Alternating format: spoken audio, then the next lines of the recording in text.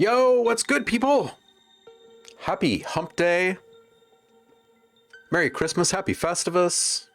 Happy belated. I missed you guys. What's good?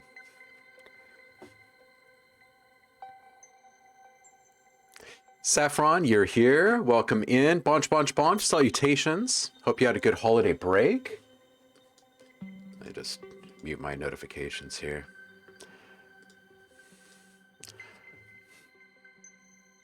Whole world is blowing up with activity over here, and I'm like, I'm gonna go stream. Kakashi, what's up? Nate, how you doing, man? What's good? What did everyone get for Christmas? Saf is asking, huh? I'm looking forward to this list. DJ Empirical's in the house. Have a 1:30, so can't stay long. Hello, regardless. Welcome in, buddy. How are you? Heidi is here. I like your waving frog. Greetings from Overcast, Maryland, says Paul. It is brightish gray with streaks of dark gray. No snow or rain yet to report this morning, though.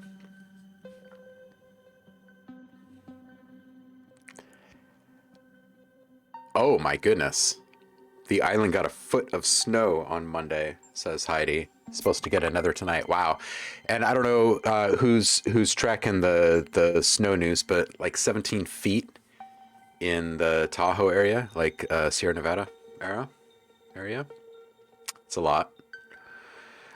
Seeing pictures and videos from that space reminds me of a couple of big snowstorms when I was little. I remember this one in particular where the snow was just so deep, like I couldn't move. Like it got to the point where it was like up against my chest and I just felt like, ah! It took me a while to get out.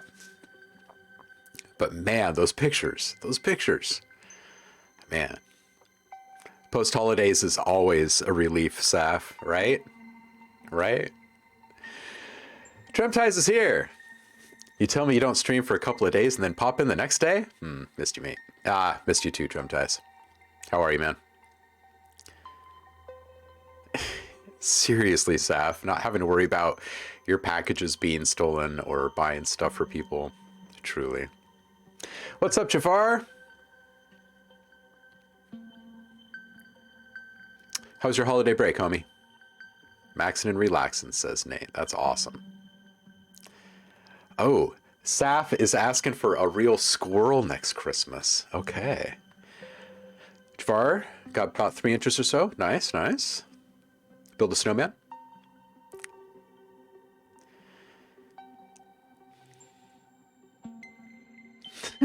Three snowflakes, that's Nate. Black ice is scary. It's like a common occurrence here in the winter. Oh man, yeah, snow caves are the best, right? Oh man, I remember one year trying my best to build an igloo in my backyard. And I couldn't, and it turned into an ice cave, and I was supremely, I was so happy. I was so happy. I didn't even know that that could be a thing.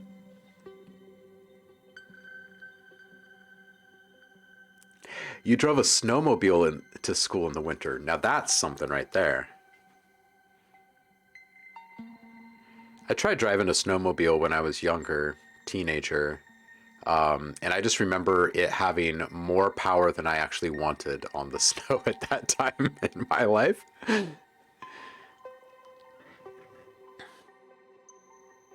Oh, Trem ties.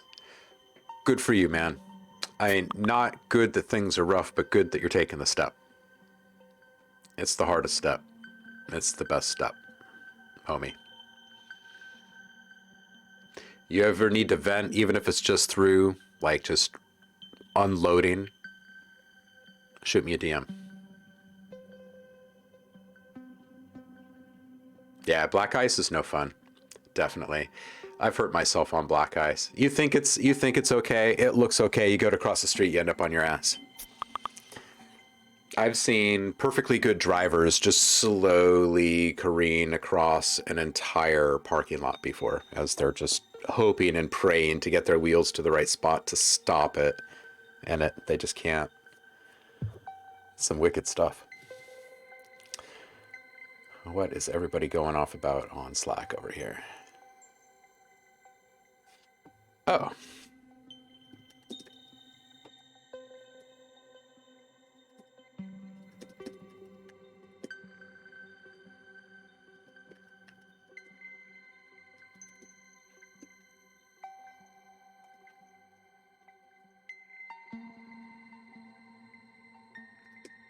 Okay, well, turns out we're going to have a QC party for this pack right after the stream. So now I'm not sure if I'm making this stuff on this stream. Let's see. Now I have to actually decide what I'm going to do. Maybe we'll just play.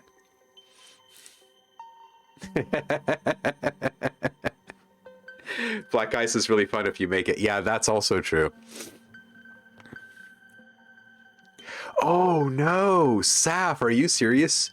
You threw a snowball at someone's car and had to pay a lot of money for the damage. What a... Man. Was there like a rock in the snowball or what? Kind of like skydiving. Sliding on all the black ice. Didn't I just pause Slack? Slack, you are so needy.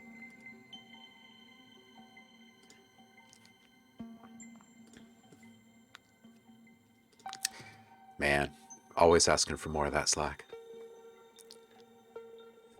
Dude, seriously, Heidi, I'm reading your comment about Zamert's posting that squirrel article on Discord and busting up laughing so hard. Likewise, I think it's hilarious. I talked to my father for a bit on... Whoa, the sun came out. Whoa. On Christmas night, and it had been a while, and the last time I had spoken to him, a squirrel was apparently terrorizing him. And I chalked it up to being a dad thing. And he got back into it today, or on Christmas night when I was asking him, and he was saying that this squirrel would wait until he came out of the house, and we all live in a forest here, right? And he even more so because he's up on top of this mountain and it's just like, it's all trees, right? So anyway, and they're old and they're massive. So this squirrel apparently was running back and forth on the branches very quickly, throwing squirrels like, or pine cones, like knocking off pine cones and throwing them all over the place as quickly as possible, like a one squirrel army. And really got the best of my father apparently, which I thought was a pretty funny story. So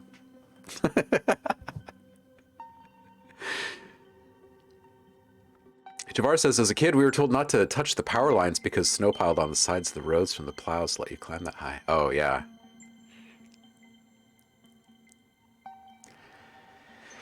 Yeah, trim ties, it is scary, man. But you know what? Like, the shit in our heads is scary, too.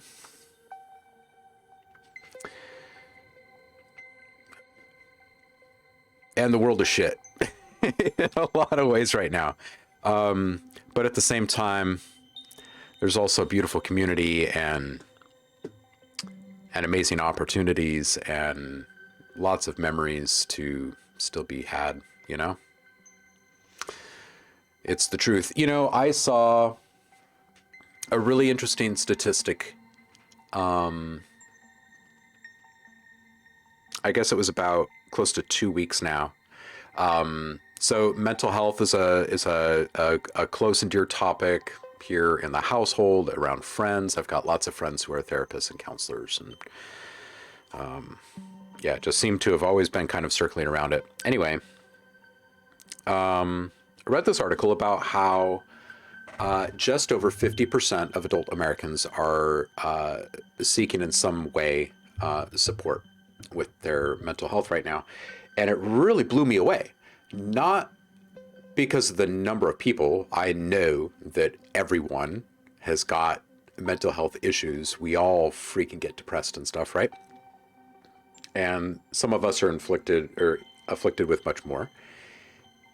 And it's nice to see that number, not because all these people are suffering, but that the stigma is starting to shift a bit, that the majority of people now, I mean, of course, it's a sign of the times. We're living in shit times, but still, like, people are actually going out and prioritizing themselves over the stigma, and I like that.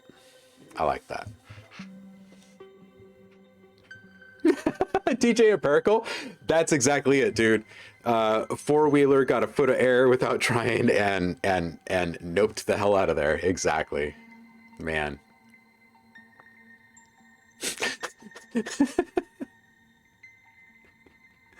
Oh, Javar. I bet you have a lot of good survival tips for the cold.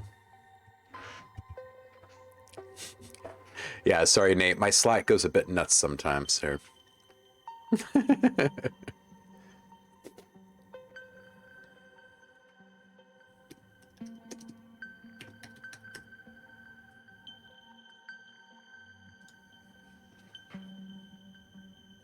A quality control party. Yeah, exactly. QC party. Exactly. Yeah, the way that we usually do it is we build a bunch of stuff kind of independently, and then we all get together and we listen and we share our honest thoughts and kick files to the curb that we don't think should be there. Very rarely happens, though. And mostly just a chance to outline what we feel is lacking, what we need in the new pack or the library that's going to be released, and then talk through metadata type stuff, you know, keywords, the fun stuff, the stuff that makes the engine hum, if you will.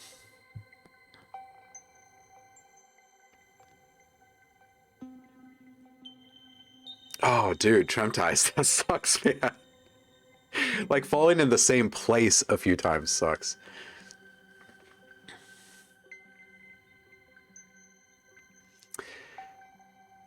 Saf, you're going to? Yeah, anxiety, it's a real deal, man. What's up, Blackberry? How are you, man? Happy holidays to you. And Drimia, welcome in.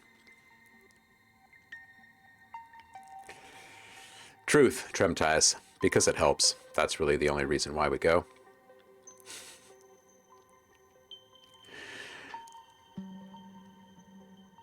Oh, man. Oh, jeez. Nate, I'm reading your comment here. I got stuck in the forest last year on black ice with these other guys and my family. Got to slide backwards down a hill that had a banked curve towards a cliff and hiked 3 miles out in the middle of the night. It was a journey. That sounds like a freaking movie.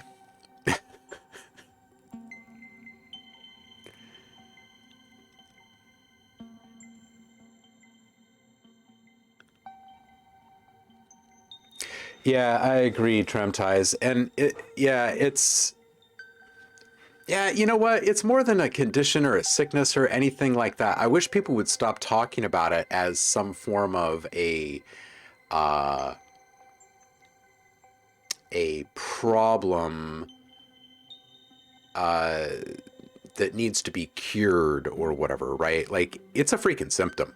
You know what I mean? Like, we get depressed when stuff is not good, right? For one reason or another. And then there's all heaps and loads of other things as well. But for the everyday common doldrums, blues, whatever you want to call them, I just wish there wasn't a need to struggle with a label. You know what I mean? It's just so indicative of how fearful we are of allowing others to know that there are cracks in our armor, like we're not perfect or strong or something. I don't know. Yeah, right, Nate. Not just the stigma on mental health, but also therapy itself. A lot of people used to refuse to go because they didn't believe in it, teach their own, but at least people are trying it more. Yeah, exactly. You know, I mean, just talking, right? What's up, Tom? And Roku, what's up, dude? Legends, fairies, trolls, and all other multi-dimensional manifestations of soul. Welcome in, my friends. How are you guys? Move to someplace warmer. That's your best survival tip with the cold. Oh. Oh, God. Yeah, fashion magazines and stuff. I can't even... I've never understood it. There are a few things that I have never understood in my life, and I feel like I am missing. I'm like maybe missing that piece of DNA that makes these things matter. One is the whole fashion and makeup thing. I've never really gotten it. I never really have. Like, I get it. I intellectually, I get it. Like, eye candy wise, I get it.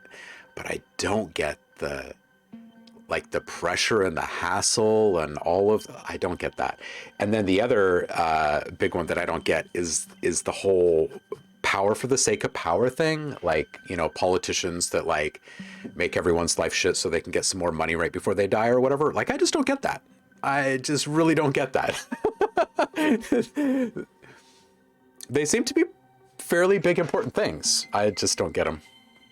Never understood. Andromeda says seeking mental health help is scary. They like to label and categorize. Poor humans. Yeah, the labeling and categorization is like, I don't know. I think it's a byproduct of needing to systematize everything. Is that the right word? Systematize? Oh, oh, nice, Paul. Tom says, I went for therapy this year and it changed my life. Well, there you go. I love Tom. I trust what he says.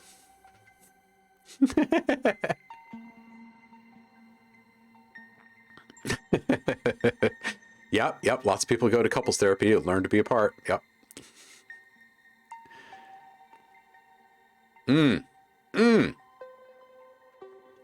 Entering lurk mode, says DJ Empirical. Have a good meeting, homie.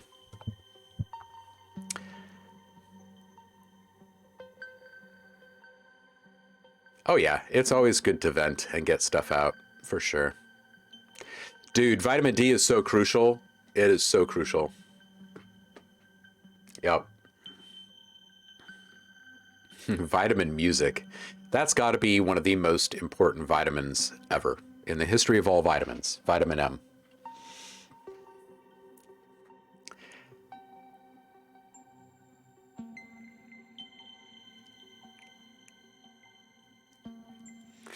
Oh my goodness, Javar.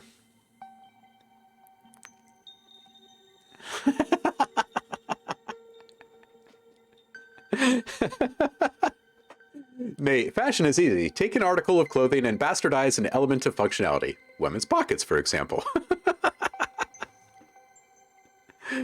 Oh, try and live in a south-facing house.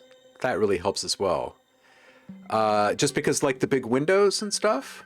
I guess that would make sense, huh? Yeah. Oh, man. Oh, I'm glad that Amazon fixed Alexa. I doubt it.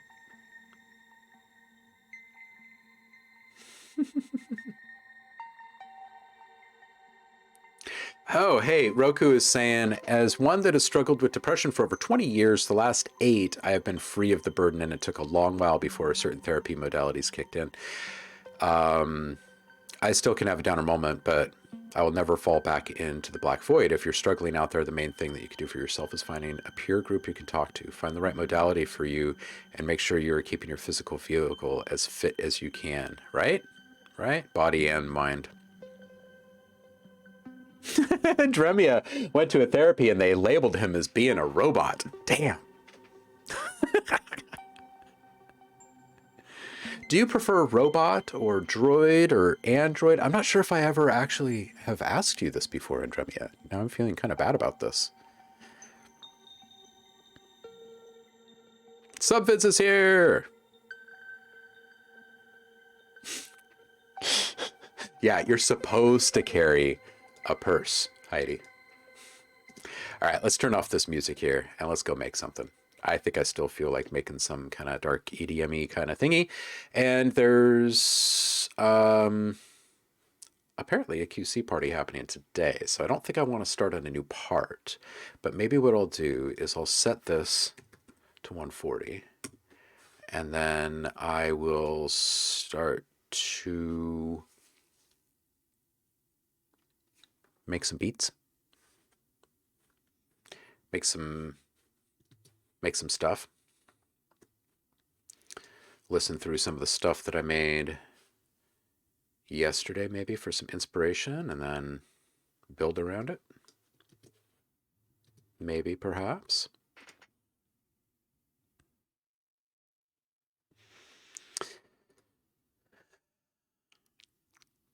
Yeah, subvids. Roku is full of wise words.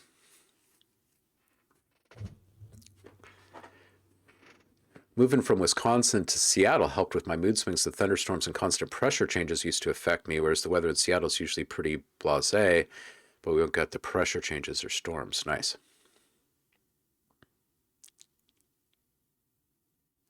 Oh, N is not a droid. He's in between I/O, which makes him sentient. It's the quantum state that sparks his motor. The robotic body he carries around is just a physical device to carry his conscience. All right, well, explained. Time to go shovel some more snow. Oh, take care, Blackberry. I am currently a robot, which may change. That's fair. Also, Drummy is mad talented. True.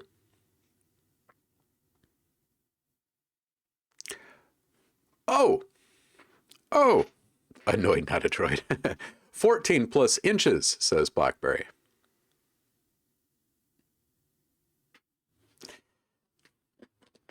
Entanglement if you're lucky.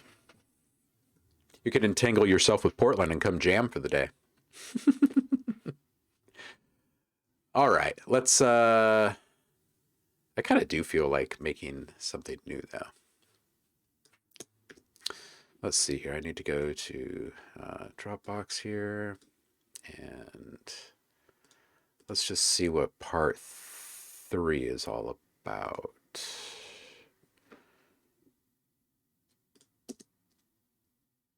Oh, it's been modified.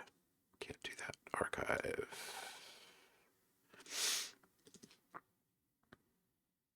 Oh no. Oh, they're just not synced. Okay. We'll fix that.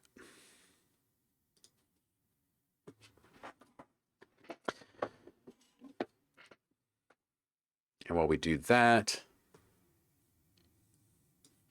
listen to some of these things that I just got done making, get myself into the right mindset, and I've got more stuff to bounce too. Maybe that's what I should actually be doing, because I've got, I guess if we've got a QC party coming, then I should just be bouncing stuff. Let's see here. I'm not sure, but I think I did these already.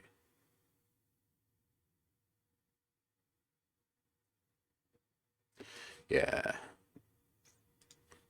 Those are already bounced.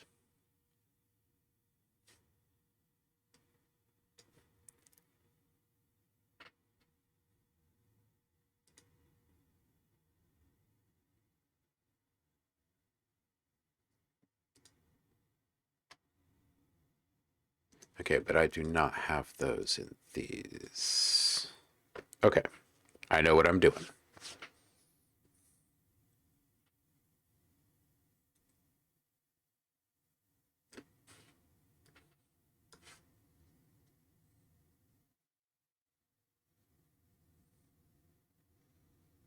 Oh, this is going to be such a great pack. I wish I would have had so much more time to work on it. Oh, no sound? Dude. Oh, Streamlabs. This is when you find out that I did not take the time to look at Streamlab alternatives on my day off.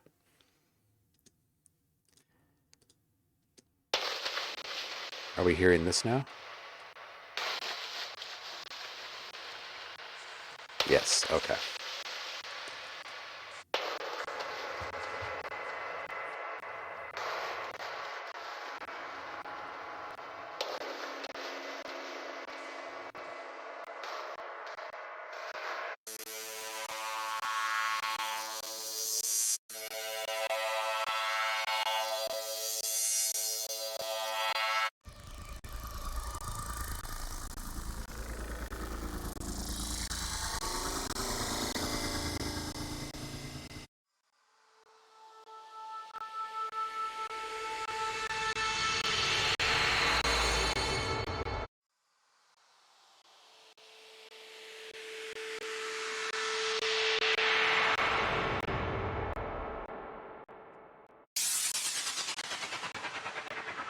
There are a couple of stutters in here, Tremties. Most of the stuff is more like arpeggiated. There are a couple of like pulsy kind of things in here, though.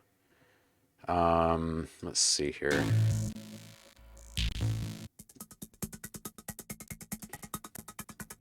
Put 13 more of them down here.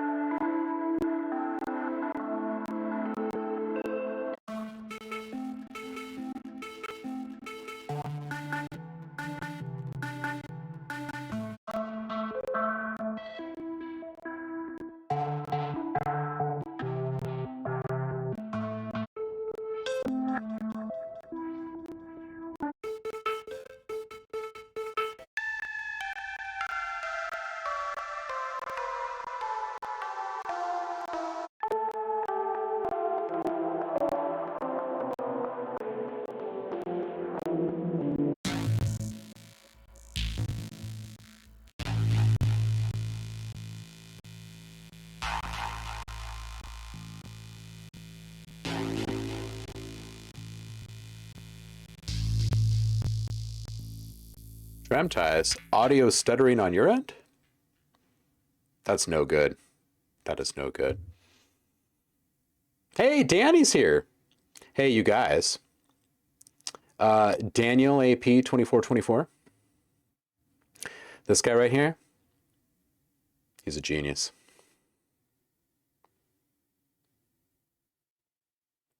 How are you, Danny? Yeah, Sound Iron stuff is always good.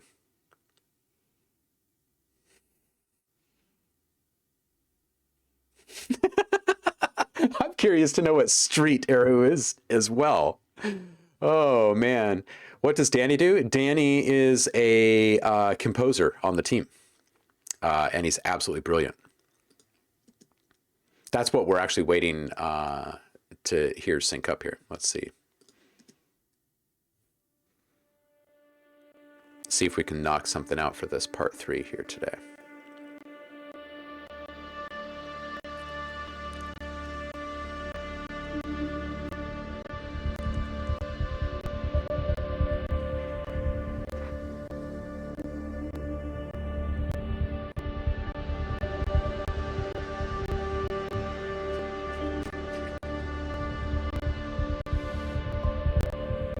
D minor.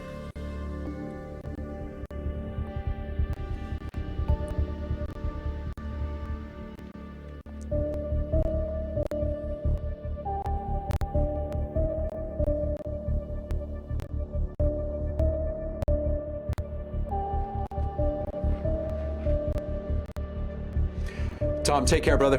Get some good rest.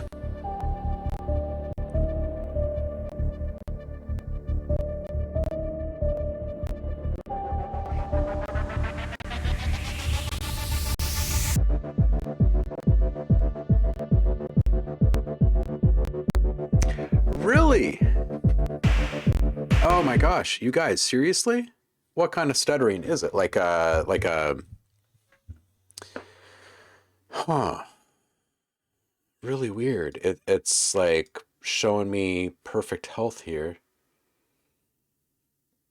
No dropped frames or anything. That's really weird. Freaking Streamlabs.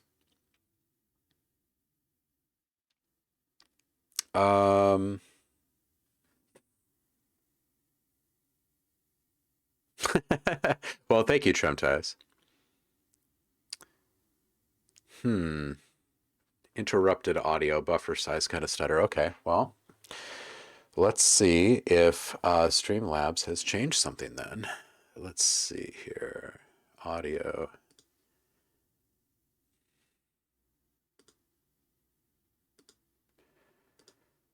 Da, da, da, da, da, da, da, da, da, da, da.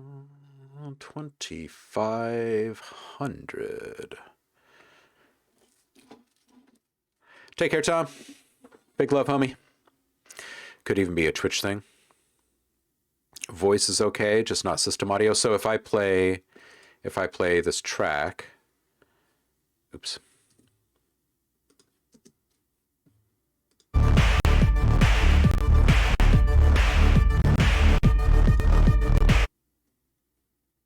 You guys get stuttering.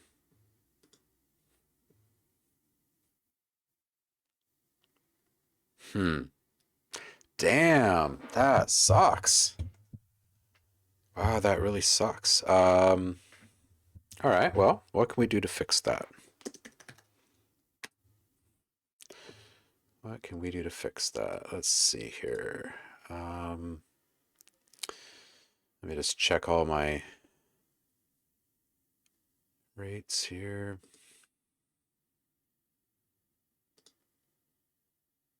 48. You didn't seem to hear anything in Logic. Well, here, let's just play something really quick and see if it extends to instruments in Logic as well. Just play a sine wave first, huh?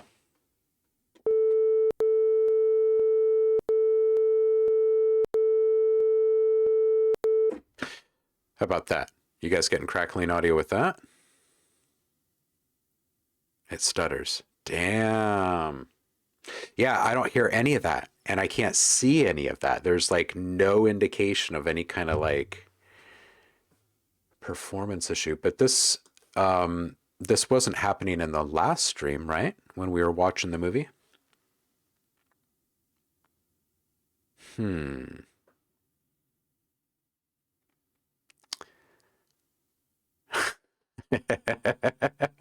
Gremlins in the stream for sure.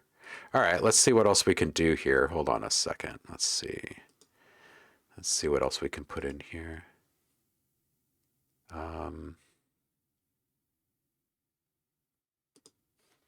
What is my black hole setting? And then I've got that in my multi, which has got the black hole.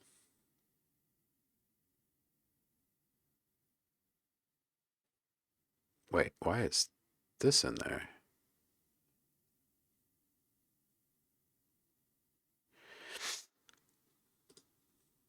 I don't need that in there.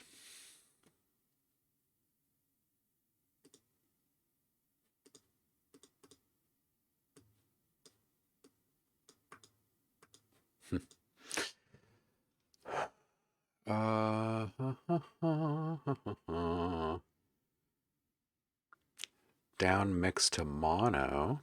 I wonder. Let me monitor my audio. Can I do that?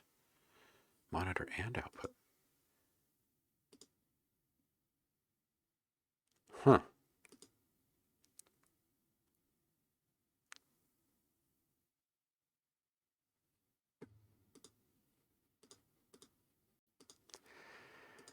Weird.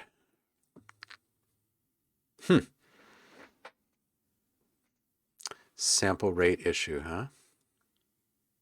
It does kind of sound like that.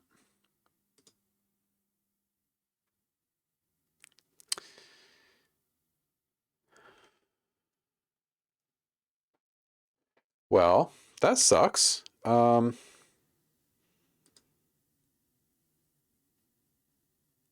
wonder if I can put this into the aggregate.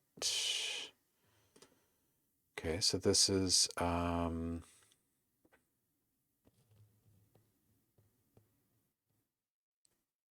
let's take out the road. And let's switch this here. Okay, let's see if maybe this will work. You guys hear crackling with that one?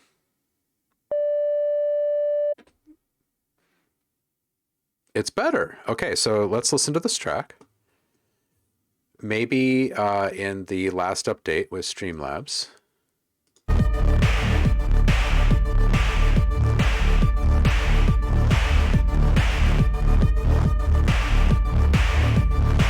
All right, cool. That's why we don't give up. All right. So it looks like for some reason in the last Streamlabs forced update, listen to my bitterness, they're not happy with multi-outs, but they're okay with aggregates. That's fine. That's fine. Well, I'm glad we got to the bottom of that. Party is on indeed. Okay, so we're going to add some sounds to this. See if I can get back into the mood again. I really hate forced updates too. Rain, welcome in, brother. I changed the input devices, Javar. I routed the same device through an aggregate.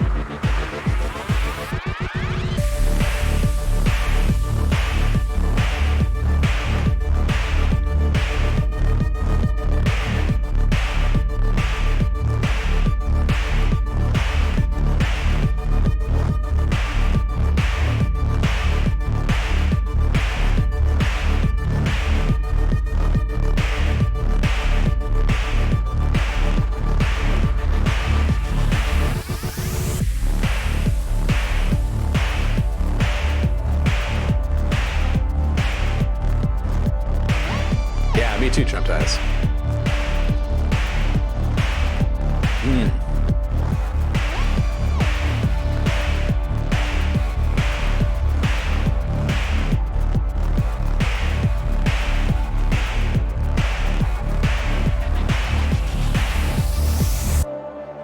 Damn.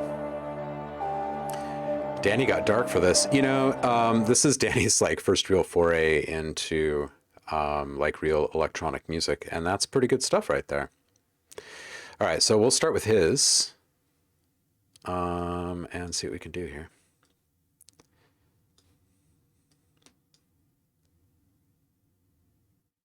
Oh, atmospheric pad.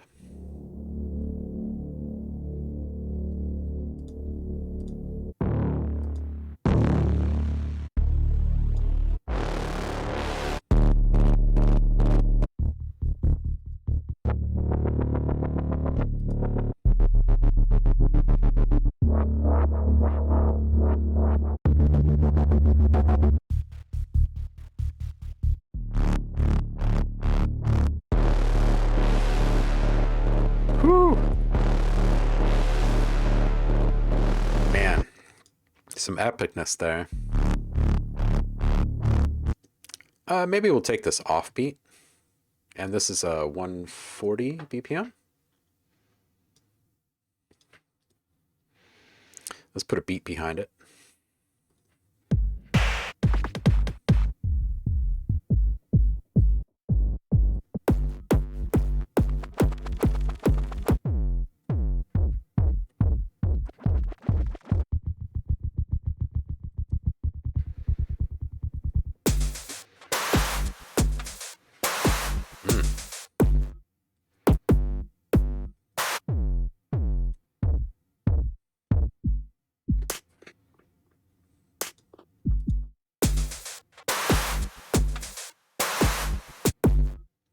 All right, I kind of like this Fat Robot one. Oops, there we go. A little chord action in here.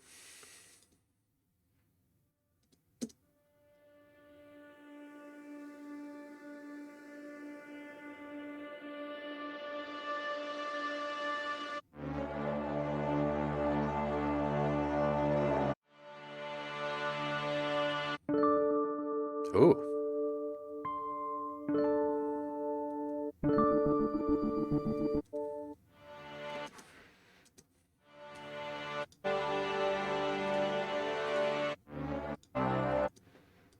Let's do this analog pad here.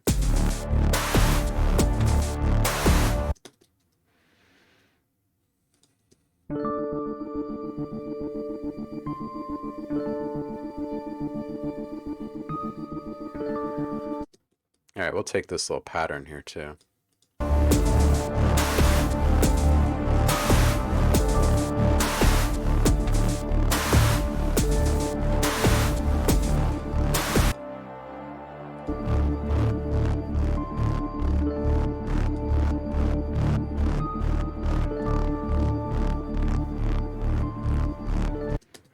All right, let's get a lead in here.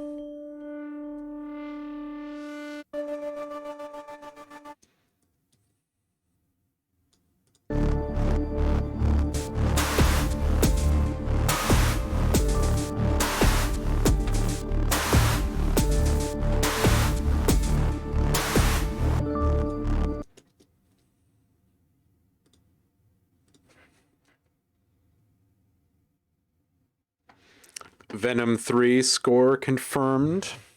Oh, really?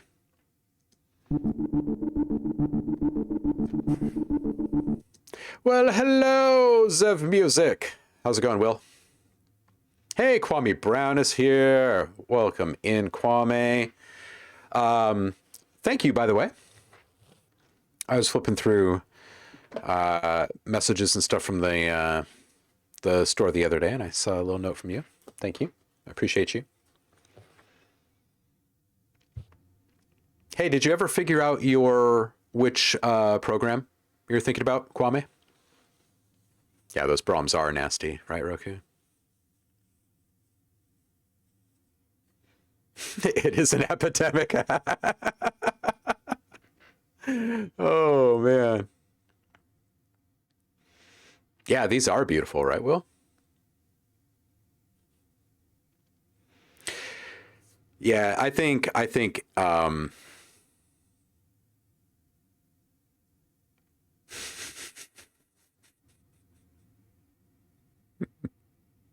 not really shareable. It seems like you share so much with us, Javar. What was I about to say? Oh yeah, I think this pack is going to be absolutely great. I'm really looking forward to the little listen party today.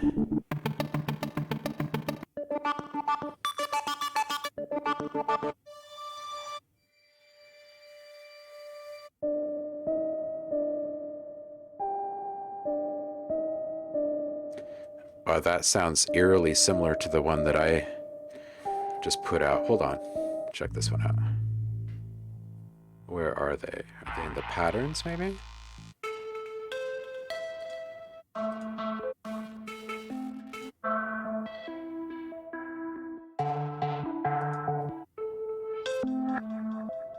Is it the pulses? I can't remember now.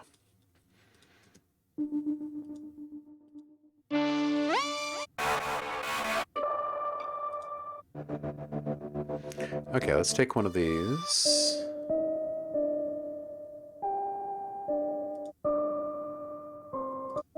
I like this one. It's nice and dark. Got some rises in there. I think I'll skip the rises, maybe next time.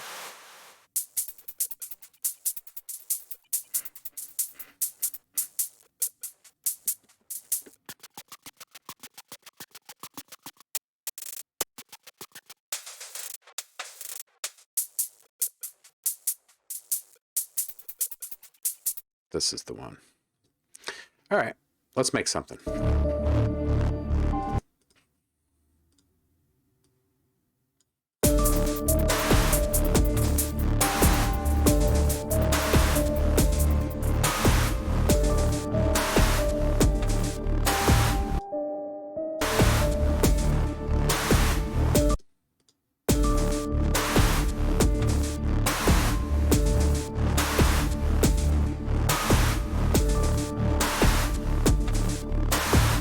All right, we'll start with just these.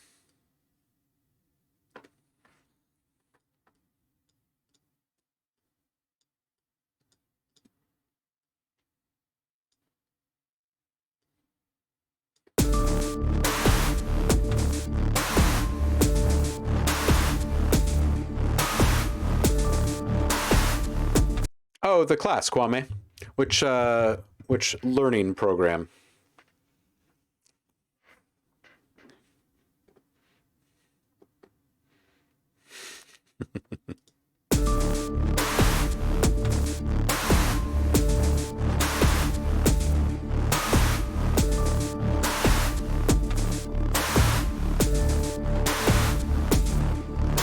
I'm feeling kind of like a tense riser first. Let's do like a nice long build up.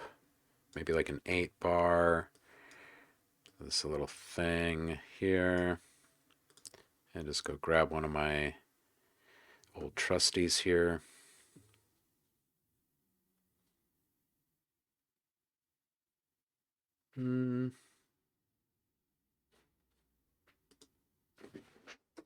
And what are we in? We're in D this time.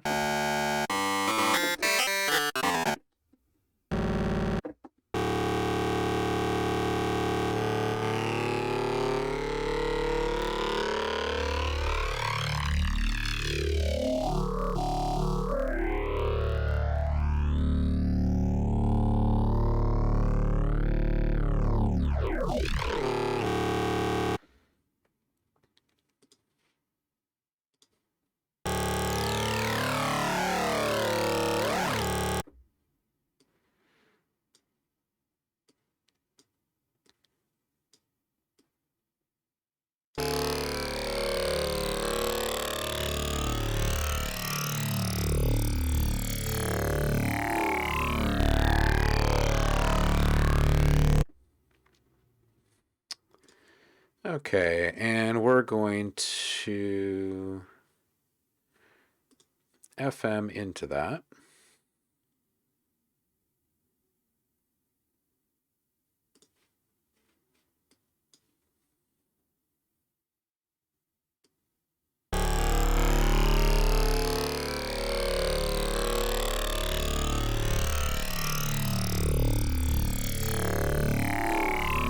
With a little sub action here.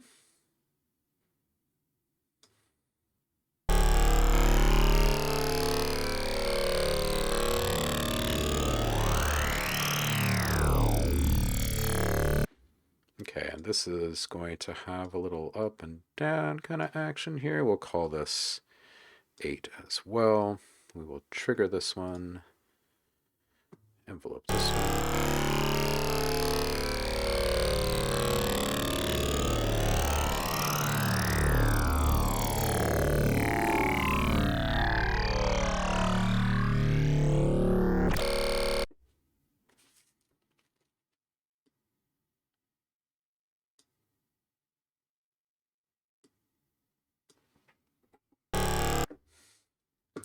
All right, we'll speed this up really quick. And we'll slow it back down in a moment.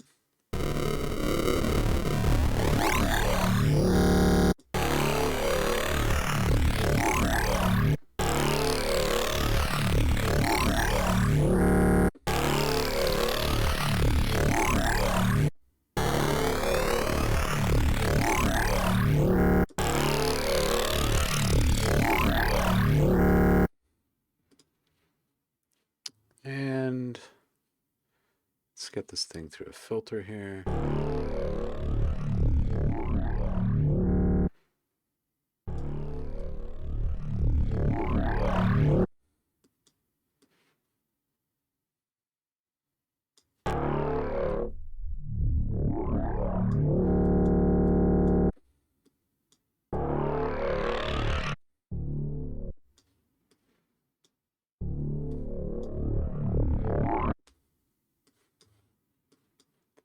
Make this thing bigger so you can see it here, huh?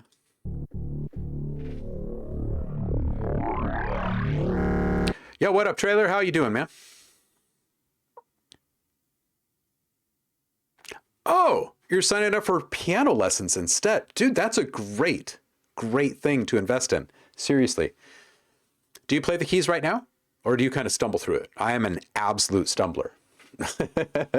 I am not an organic keyboard player.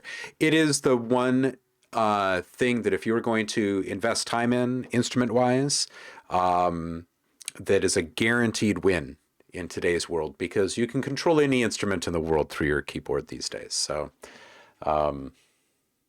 yep, me too, Roku. I am a stumbler.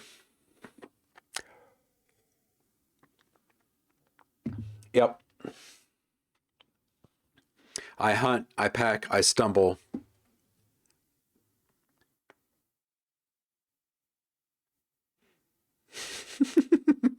It's all banging. Posted squirrel sentinels on Discord. Well, now I'm curious.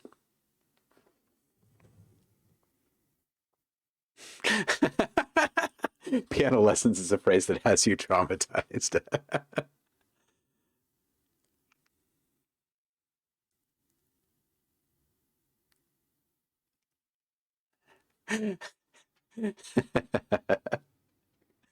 um, in Dremia, you could not only become a metaverse world builder coach, but you could have your own brand experience inside of the metaverse. That'd be a great place to experience in Dremia.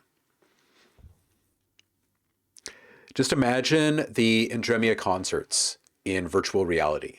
Just imagine that, right? Like everybody rolling up in their preferred avatar, Indremia up on the main stage, right? Doing all of his cool robot moves, making the music.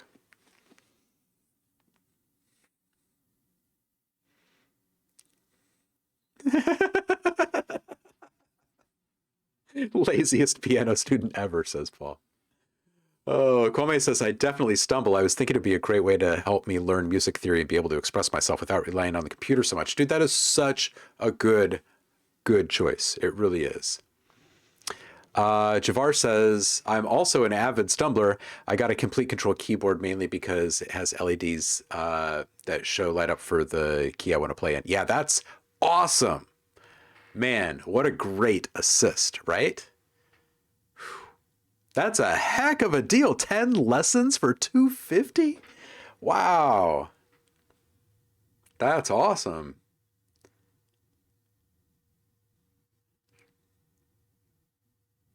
Hmm. Yeah, Tremtai's space is a thing, man. Space, it is hard. It is just hard. Until you actually sequester it off in some kind of permanent situation, it's just constantly difficult. The Dremiverse. Yeah, yeah, yeah. Those 10,000 hours won't practice themselves, says Paul. That's right.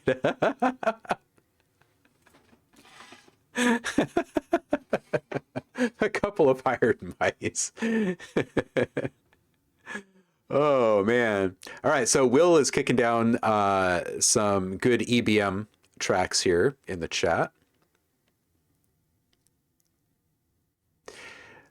Rain definitely endorses the learning of the keys.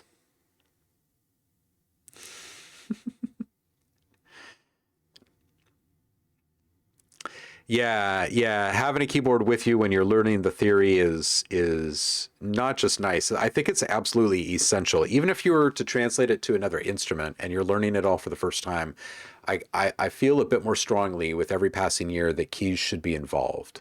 Like there should be a correlation that happens at the point of learning. Like if you're going to learn guitar as your first instrument, for instance, I'm feeling more strongly with every passing year that you should be looking at a keyboard at least while you're doing it, if not touching it, right?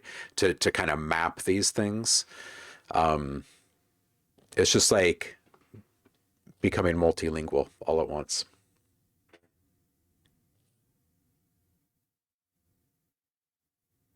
If you set your mind to it, you can learn and play stuff. Yeah, man. Oh, that's awesome. Mm. Guitar is better for pentatonic, yeah.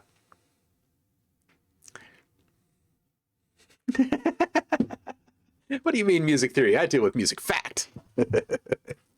Oh, Roku. I love the little quippy bits. All right, let's see what Paul was talking about here. To the Discord.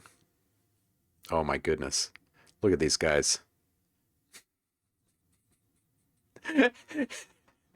How did squirrels become such a thing? Oh, people are already submitting. So you guys, on Monday next week is when we'll meet for our listen and voting party. Um, yeah. So that's how we're going to work that.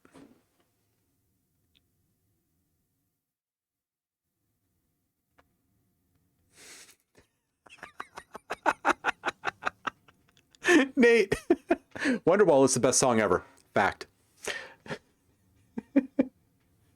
I actually prefer the Milli Vanilli cover of Wonderwall. I think it's the greatest song ever.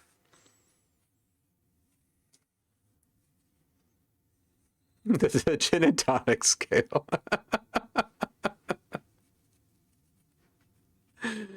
Oh, well played. Well played. Mm, mm. Yeah, drum ties, circle of fifths. That becomes a pretty powerful thing, right? Hmm. Your ex gave you the squirrels. What is up with all the squirrel gifts right now? It's amazing. Oh no. Shaggy. Oh man.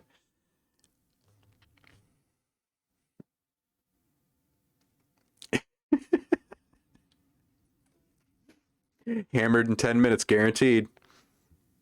Oh, holy hell. All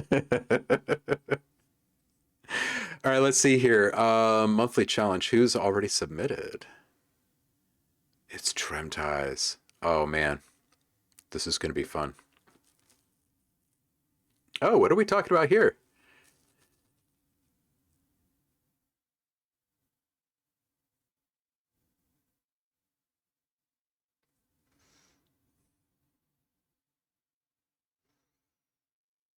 Hmm.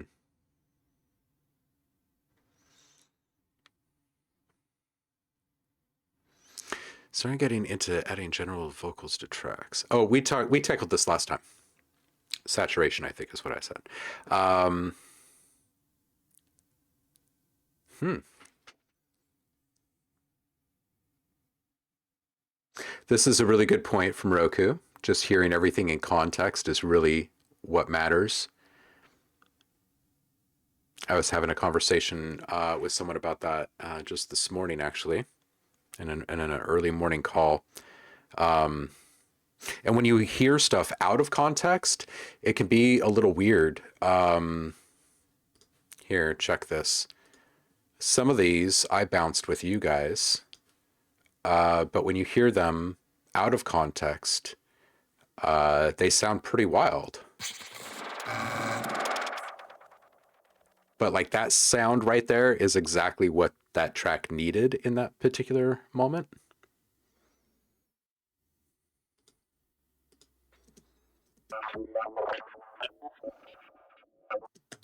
Yeah. Sometimes it's just about context. How have you been getting on with the vocal stuff, Javar?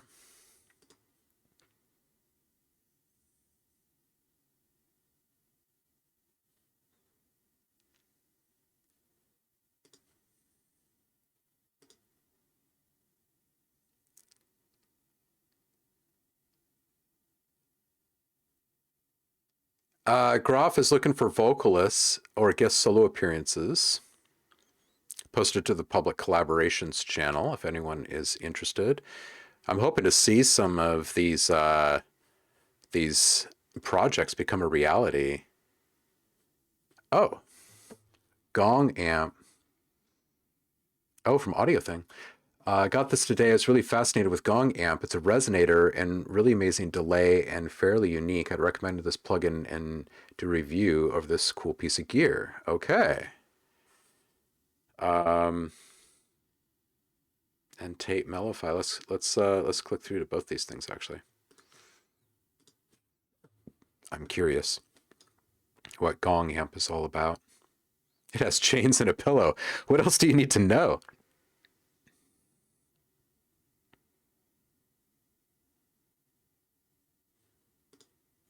I have, I have one of those. Someone got it for Nico like as a newborn gift, and when he saw it, he like totally freaked out.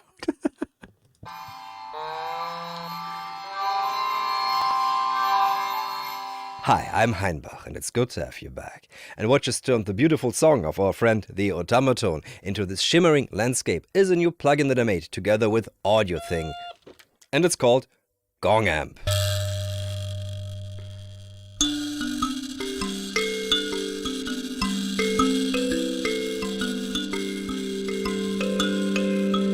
That's nice.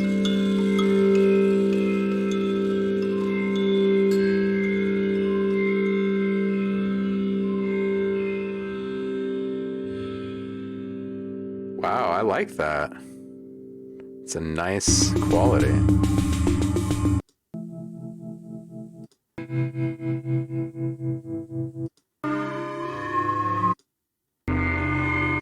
Few people.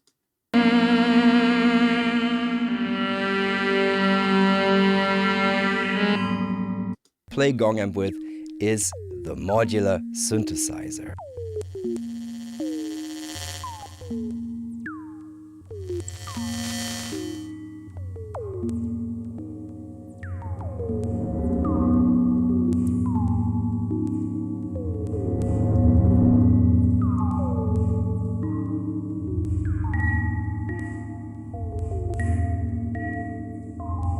Sounds quite lovely, really. Excels. I'm never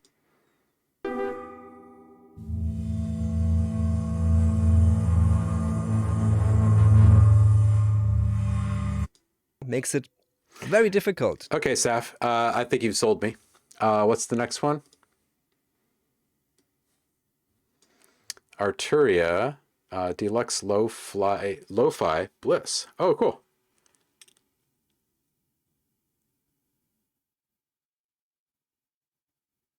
Cool. It's free for another couple of days.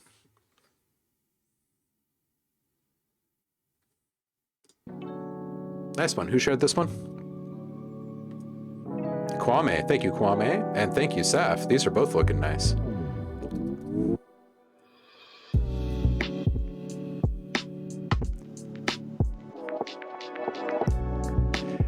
Nate, I do want to see that.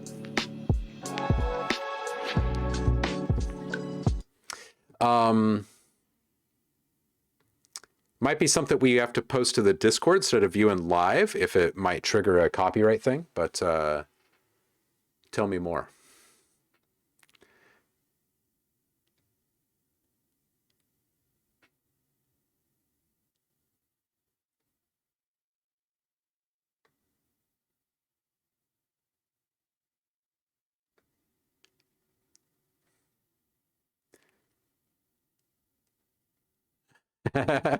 Heidi read lightning strikes twice last night. That's so funny that you caught those. That's so weird. Oh, Nate is asking, what's the monthly challenge? Is there a command for that? Oh, dude. Okay, so go hit the Discord. If you are currently subscribed to the channel, you get a free sound pack every month.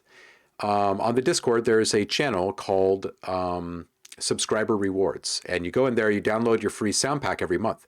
Whatever you're inspired to make with that sound pack, you come back and you submit it before we vote at the end of the month in the community challenge every month. And that gets you another free sound pack. And then you have a chance to win more stuff too, and even be on the show. So last month's winner, I still have this right here, was Trailer. So Trailer gets to be on the show if he would like to be. And Trailer, I still need to reach out to you because that's coming up quickly. Anyway, the winner each month holds the tie-breaking vote for the following month. So that's what it's all about.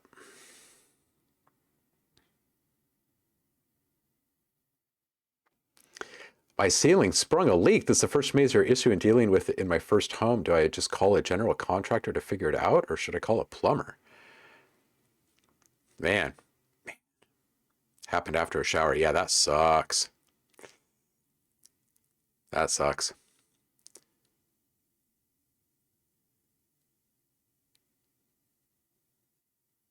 Oh, Javar says, I'm waiting for some dialogue to come back from a friend, then I'll have a new track for you all. And yeah, I figured out basic vocal processing and multiband dynamic compression, so it sounds pretty good. And to clarify, it's dialogue on top of music that I'm mainly doing, not singing. Oh, gotcha. Gotcha. Tremtai says, oh, by the way, I got a thought. If you record stuff on a bad mic, would it be a good thing to fix that sound or remove some of the unneeded tamper or noise, render it, and then bring it into your DAW before smearing effects on there? I mean, to get a clear vocal to work on. Or is it best to EQ and remove noise and all that while doing the effect stuff? I personally clean up all of the audio first. That's what I do. I will generally sample a quiet moment, like if we're talking dialogue or just like field recordings or whatever, when you don't have the hero in the moment, right? Like there's no dialogue at that specific moment in time, just room noise. Sample that with a noise remover tool. So you can then isolate those frequencies and pull them down in the mix. I clean all that stuff up ahead of time before processing. The only time that I don't is when I want the noise to add some kind of a texture quality, which is my thing. So there's plenty of times where I would actually even embellish some noisy stuff, or reach for a bad mic instead of a good mic. A bad mic. Ooh, a new Motu, says Paul. Yeah, the gong does look great though. It sounds really nice. I'll reach out to them. Maybe we'll do a little plugin review for them. Stolace is here. Welcome in, dude. How was your holiday break? Roku just wants the puppet.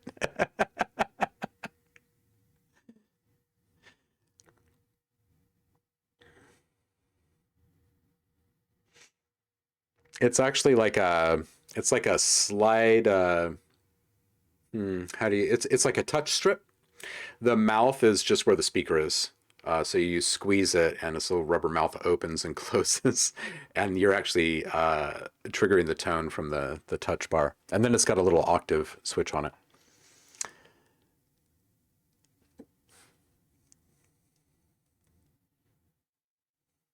Oh man.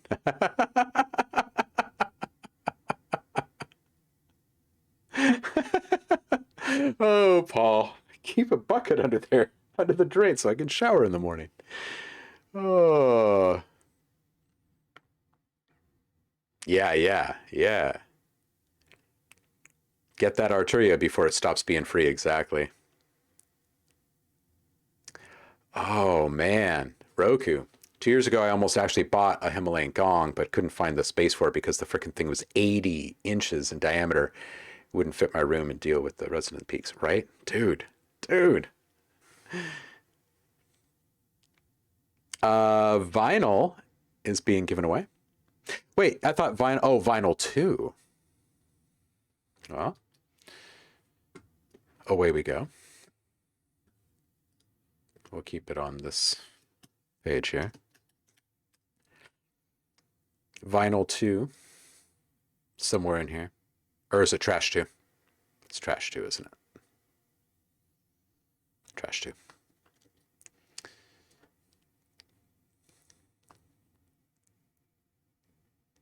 A video of this guy who remixed a person verbally emulating an EDM track he thought of. Oh, that is awesome. Let's do that.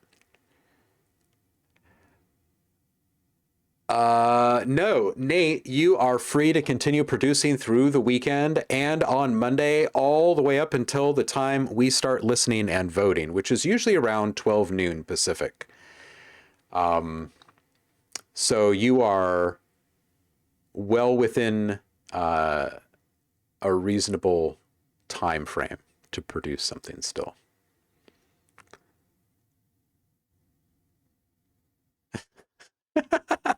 Really, seaboards are back on sale in 2022, huh? Oh my goodness. Scratch the EDM thing for Scream. Okay. It's got copyright. Thank you. Look at that community looking out. That's awesome. Lots of video editing and OBS tweaking, huh? It's like a full-time gig these days.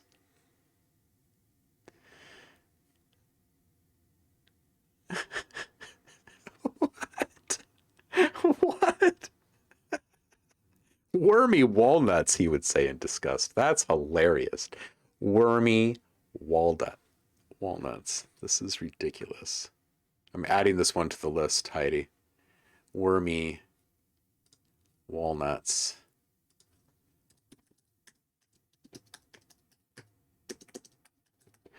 Oh my goodness.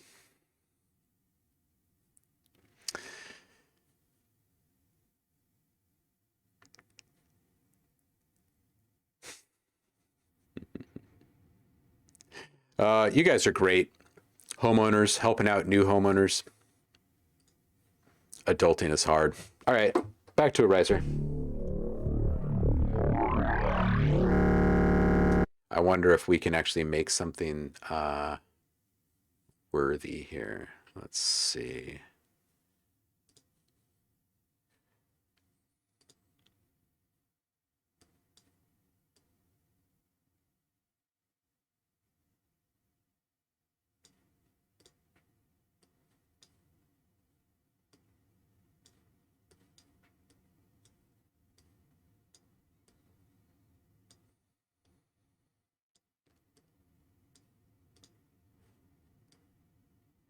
Be 16th notes here. And we're just going to add a little, and we're going to put in a little noise here. And let's just turn off these oscillators for a quick second. And let's put in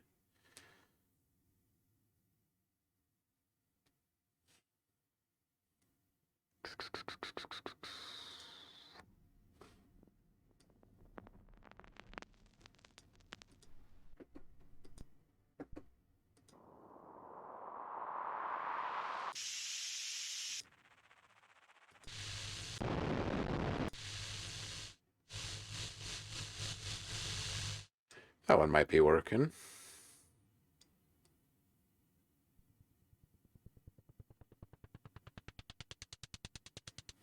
All right, let's add that.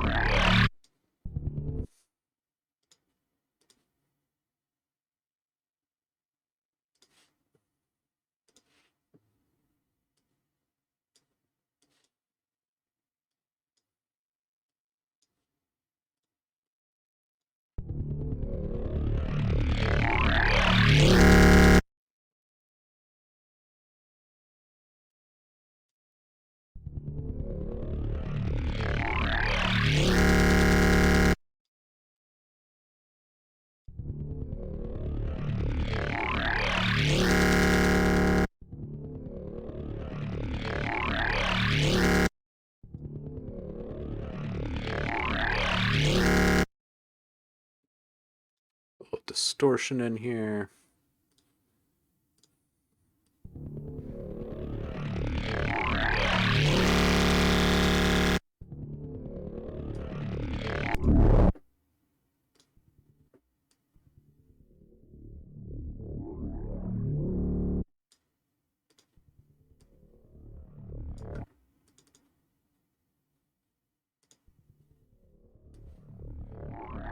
Oh, that's weird. Why is there no sound on the left here? Weird.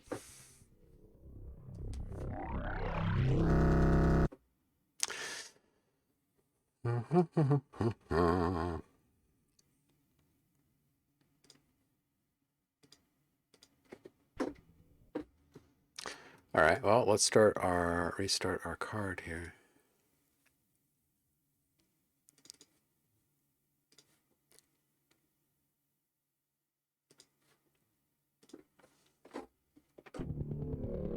Working. Hey, and Streamlabs didn't drop at that time either. That's nice.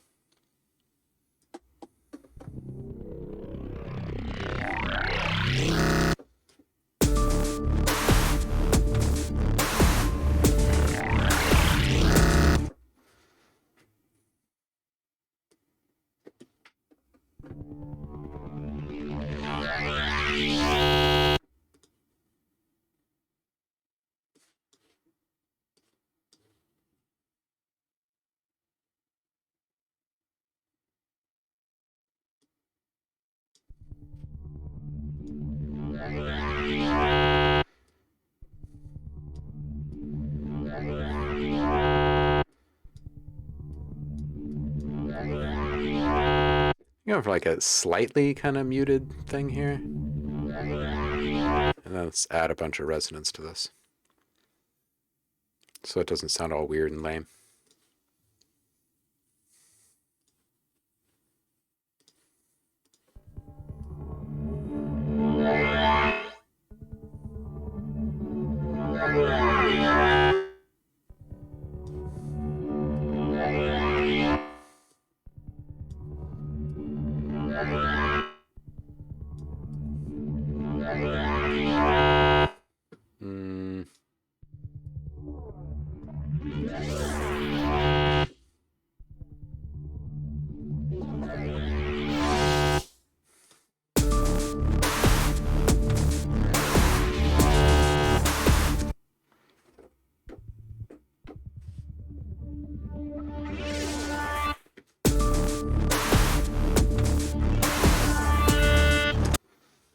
Okay, so maybe it's just up an octave, and let's put a little portal on there to maybe movement.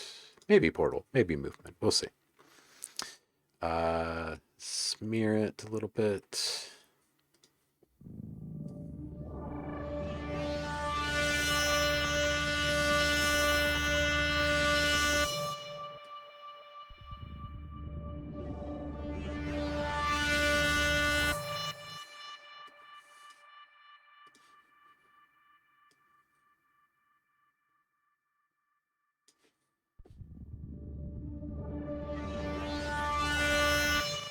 Let's get up to 16th triplets maybe on that retrigger.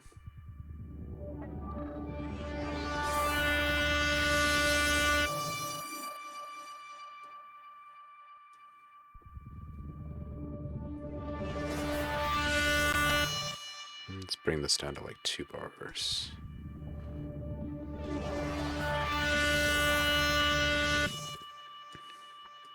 Maybe even more. 4 bars?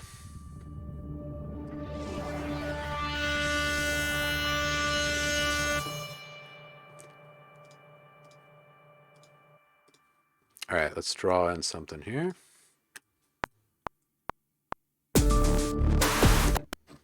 And it's going to run 8 bars.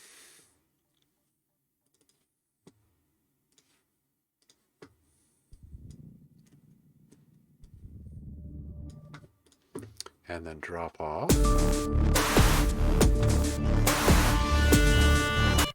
Let's bring this back up to a total of 8 bars.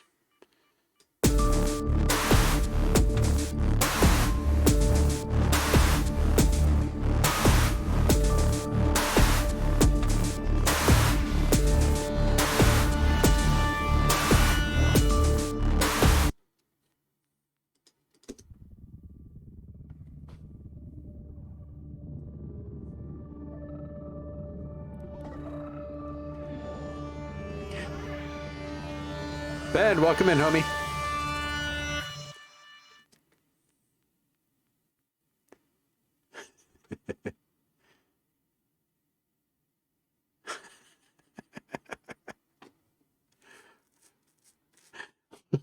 Ben, you're 29 now. What the hell happened? Well, you know, how I'm always saying, the beat goes on. It's true. The beat goes on. Whether you want it to or not, it continues to go on.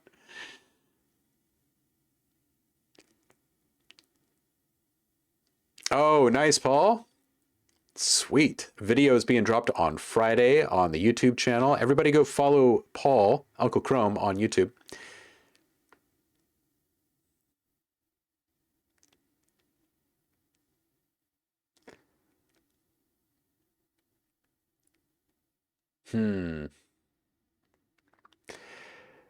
Yeah, homeowners insurance is an absolute must, for sure.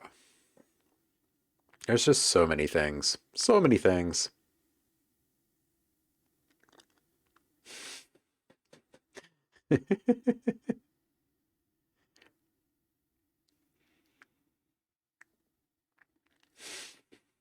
The open invitation to come and shovel snow. Free exercise at Stolas' place. um, trash is great. Okay, so it was the original awesome multi-band distortion plugin, like standalone single interface tool. Guitar rig, you could do multi-band for quite a long time. You just had to jump through some hoops to set it all up in the rack the right way. But Trash was unbeatable, just absolutely unbeatable for quite some time. And then Saturn came along and really, really challenged it. And then Thermal came along a few years later and absolutely crushed. And I haven't really seen another saturation tool like really impress me since then until Rift came along. And surprise, surprise, Rift is spearheaded by a developer from Output. So there you go. One big happy family. Your best use case or your best chance at like great output with Trash and any multi-band distortion, in my opinion, is actually using it the way that you're supposed to, like getting in there and really focusing on the nitty-gritty details in each band, and then applying the proper amount, not just going all in. Because if I remember correctly, a lot of the presets in there are just like straight noise. Yeah, Iris is great. Yeah. Yeah, I think vinyl will continue to be free. Yeah, Stutter Edit's good too. BT hit a home run. Rain, take care, homie. Good to see you.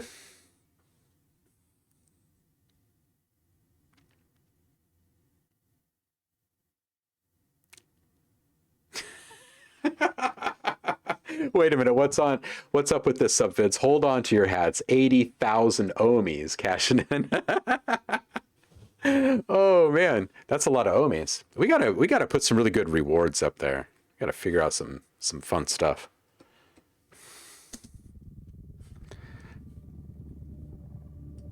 All right, let's put a little extra wiggle on this.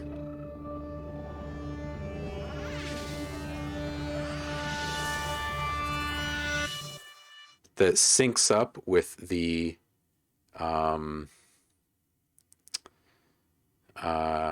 noise here. We'll just put a subtle tremolo on this. And then I think it needs a little white noise, like a bright white. 16th triplets. Bring this down a bit, maybe 70% or so. Maybe a little less.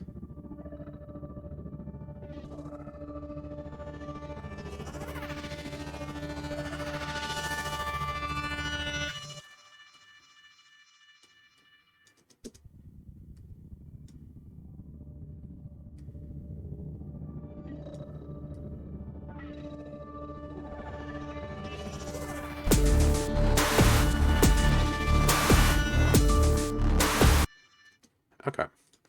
I think maybe just a super simple, just a bright white. Let's do that really quick.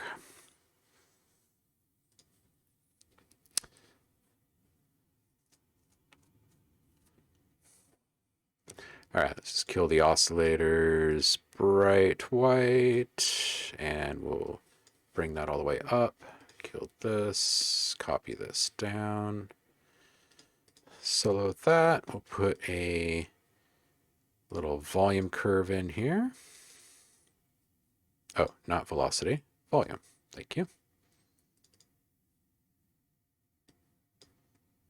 And we'll put a little flex on that. And we will call that good. See what this sounds like.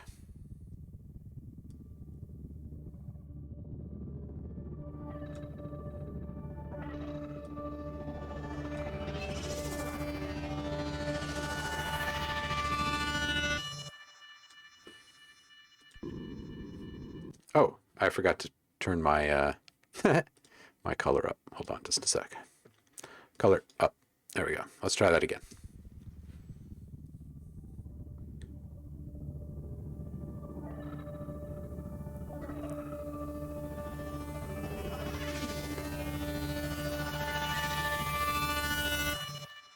Okay, so we're going to bring that up a little louder and a little bit more drastic.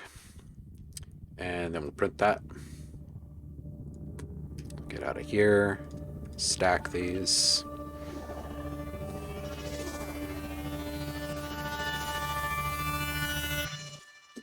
Okay, bring that down just a touch here.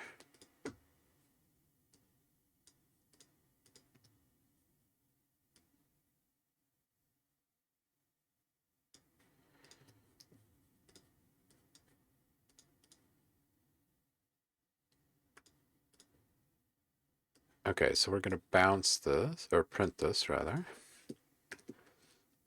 And then we'll remix it a bit. Put some new saturation on there. Got lots of room to work with on this one.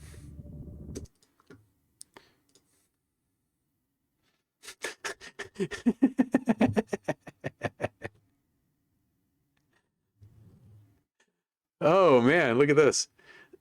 121.5 thousand ohms. Holy hell. Saf has 116,000. Purple has 88,000. Holy hell. For 1 million ohms, Chris makes your track sound awesome, releases it for you, and gives you 100% of the revenues, plus a free Lamborghini. And an extra life.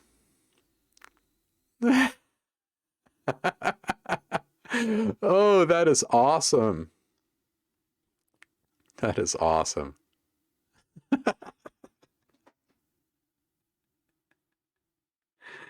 Oh, this is hilarious. All right, so we're going to put on, maybe we'll put on some Rift. We were just talking about Rift. Let's put on some Rift. Should we just roll the dice? We never click random on anything. Let's just see what happens before we actually take the time to program something.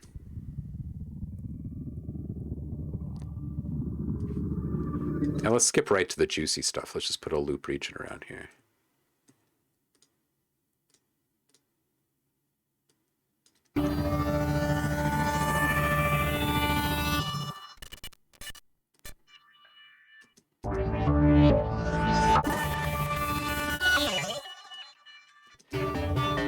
Man, the random button.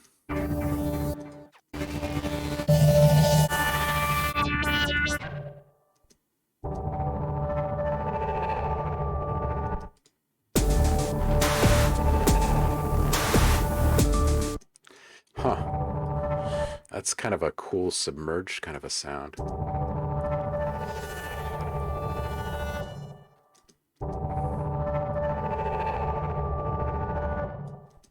I don't know if I like it for this song. That's kind of a cool effect. I think we're probably going to be better off making our own here. But that was fun. All right, let's get a new one.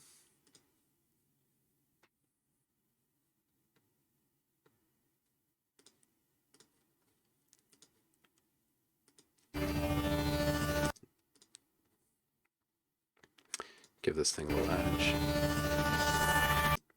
A little bit of noise.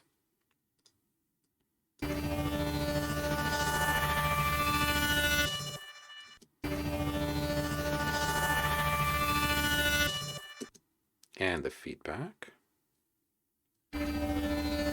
Let's do timed, normal.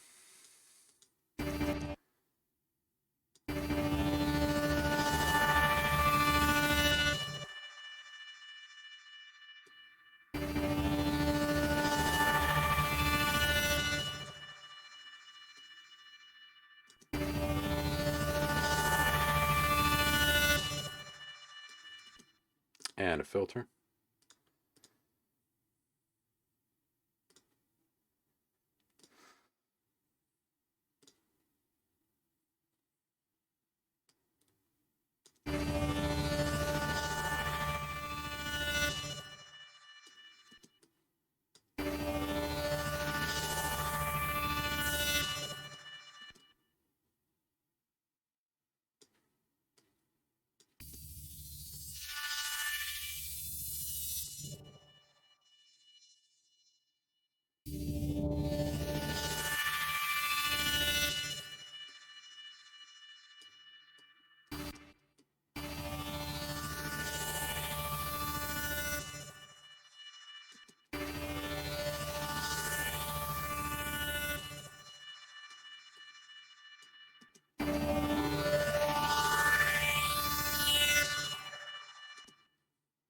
All right, let's put this LFO.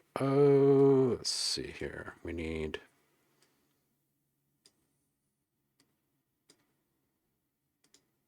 we're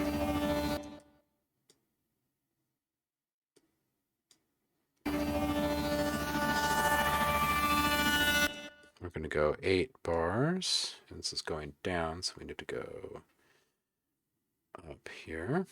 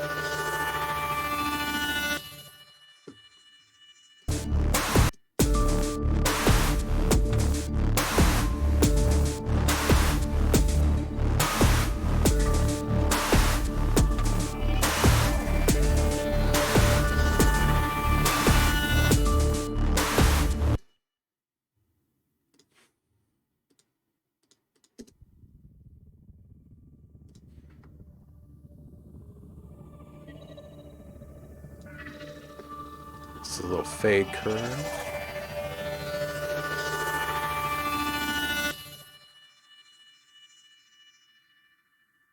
Cool. Okay.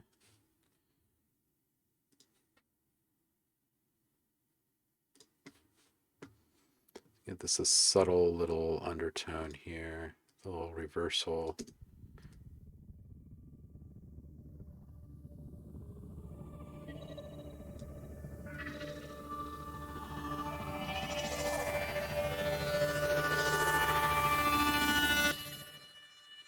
Sound a little bit better.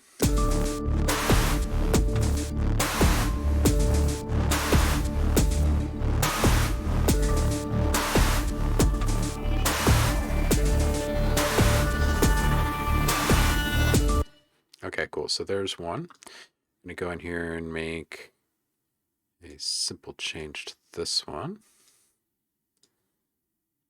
Solo this. We're going to take that same controller. We're going to go up a bit.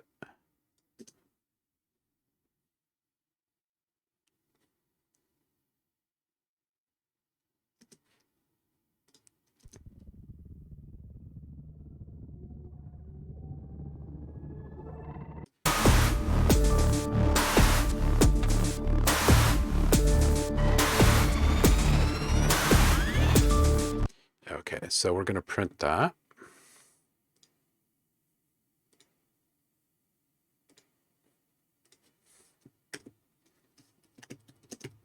So this one will actually have a pitch change in it. It gives it a bit more intensity. goes like this.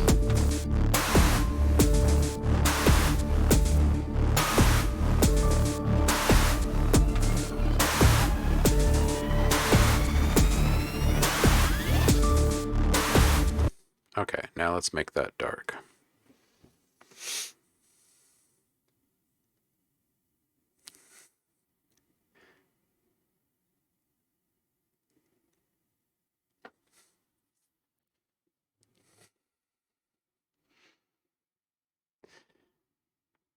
Ooh, best interface with MIDI inputs for $300.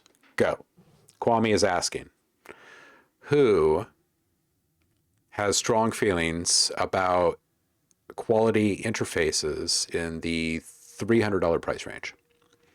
You might also want to post this one to the Discord, Kwame, and tag Tom in it.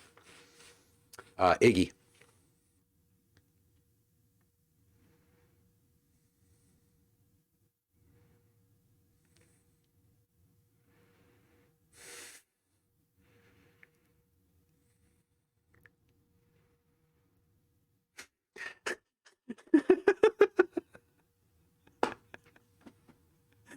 Ben, killing yourself for the insurance money is never a good idea. It is so hard to collect that money once you're dead.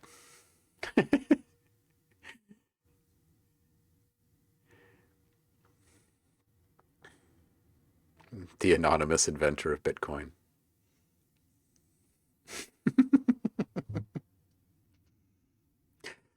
Your mom started Bitcoining, huh? $300 to $400 range, says Kwame.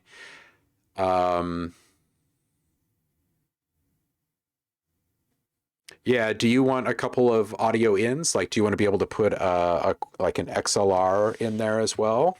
1/4-inch plugs as well?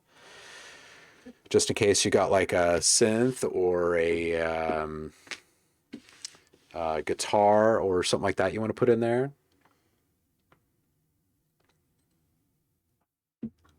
Because most any of them will hook up through USB nowadays.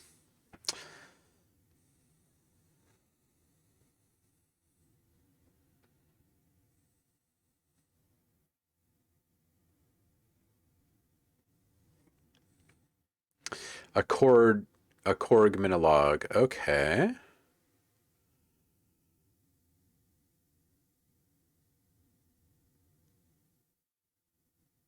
I think we're just talking interface here, though. Looking for interface quality. I know there are always mixed feelings about Behringer, but I do know a couple of people that have purchased Behringer interfaces recently and really like them. I have several friends that really like their Focusrites.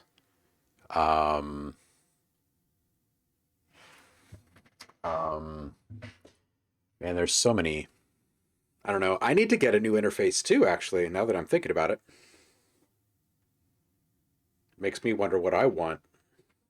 I want good speaker control in my next interface. That's what I want. A few ins, some outs.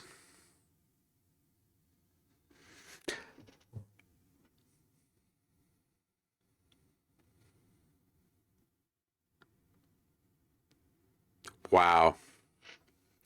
AI music generators aren't that bad. Unlimited music for unlimited use, $16.60 per month. Runs off to become a programmer. Right, Trivia?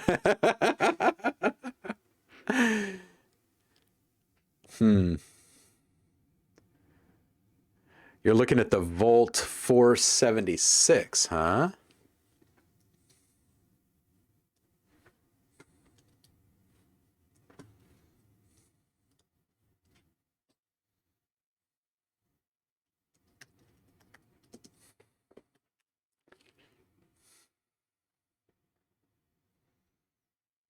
Let's actually go to the source here. And they have a couple of different configurations of the new volts, right?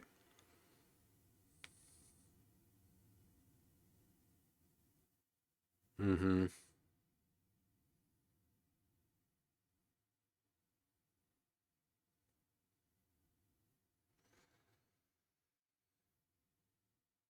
Hmm.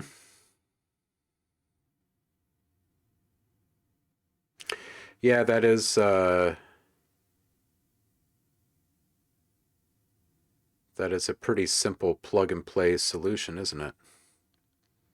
I really haven't looked at these in depth yet. And I should. I definitely do need to get a new interface.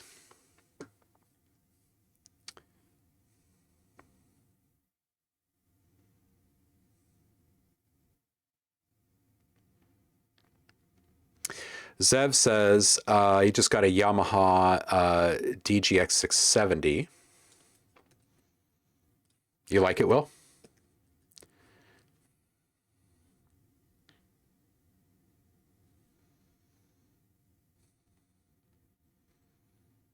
Portable Grand. Nice, nice.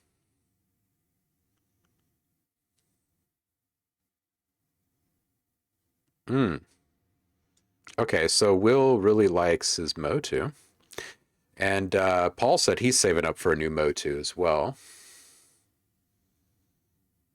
Ultralight MK3. Oh, let's go back out of Sweetwater and get directly to them. There it is.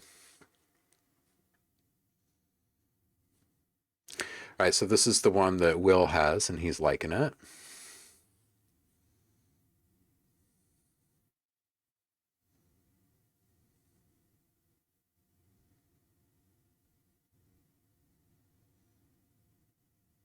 Hmm. Half rack enclosure.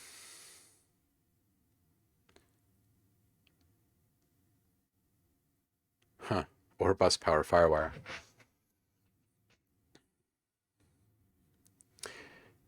Man, that's what I need to do. I need to find a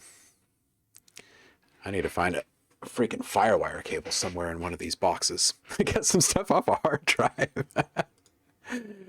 uh oh my god. That's hilarious. Okay, so I'm reading this comment from Tremties. Okay, if any of you know the band NoFX, someone put one of their albums through an AI and recreated it. It's some of the funniest stuff I've ever heard. Every lyric is replaced with absolute gibberish. It's great. Oh, that's fantastic. That's awesome.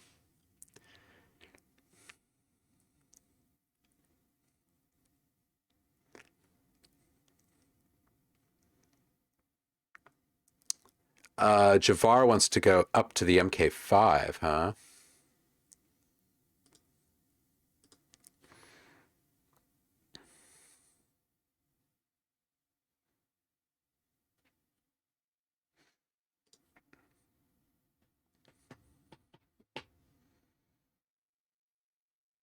There it is.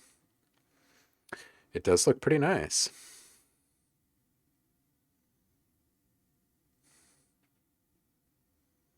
I do like that you've got the visual readout there. Got a couple of instrument ins. You got 10 line outs, 8 line ins. Uh, MIDI in and out, optical in and out. Hmm. I want something really good for my speakers. That's what I want. Lots of ins and outs, but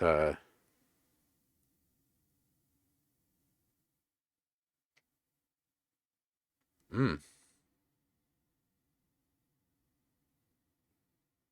yeah, this does look pretty darn awesome. I like the interface.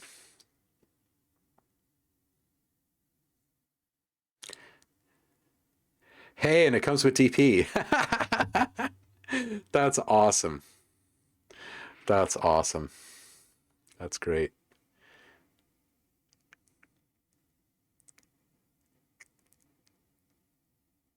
Hmm. Yeah, Andromia is asking, is this just me, or are these digital markets the new record labels? Not just in music, but various types of digital art being sold in these markets and the artists getting like a fraction of a penny for their hard work. Well, actually, it's been trending that way for a long time, and the creators do get a fair deal if you go to the right place. Some of these guys coming in like Artlist, IO, those kind of sites, they're paying a lot less. But here's the thing, and it's hard to believe it at first when you're on the outside of it. But let's go back 20 years. You would sell a music cue for a lot of loot, right? Tens of thousands of dollars, right? And then you would collect royalties on that. And if that thing was put into syndication, for instance, you'd get a lot more, right? But it only happens one time for that thing, right? And the sales never go up after they go up the first time. They always go down after that, right? So you just kind of have to look at the long game here. So you sell one file for a lot of loot one time and then earn, hopefully, for a really long time off of that thing. Or you can sell that one file to thousands of people all around the world for the rest of your life as rates continue to increase over time.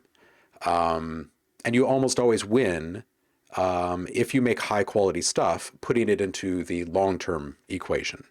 And it's simply because you can diversify your portfolio over time, and you have a much better chance of selling a low dollar, high quality item to thousands of people than you do one high quality one-off item to one project or person or whatever. The odds of that thing getting picked up have become astronomical. It used to be one in hundreds, and then it became one in thousands. And now it's literally become like one in tens of thousands or more, because there are so many people pitching to all these labels and so many new marketplaces that these people that used to buy like direct through folks or from big libraries, they're just going to these marketplaces now. So the entire landscape has changed, and it's not necessarily a bad thing, because if you used to sell in the old fashioned, you would sell in a very local market. And this is the whole world that's opened up. So you quite literally have millions more potential users, like qualified users for your products. You just gotta get into it to make it work, which means uploading everything into a portfolio on a licensing marketplace. And then things start to roll from there.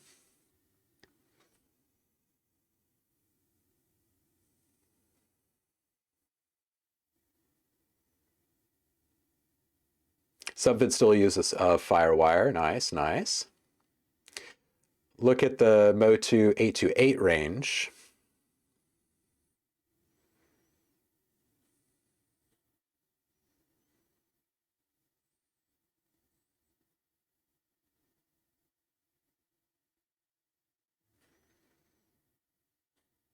Probably just that first one there, huh?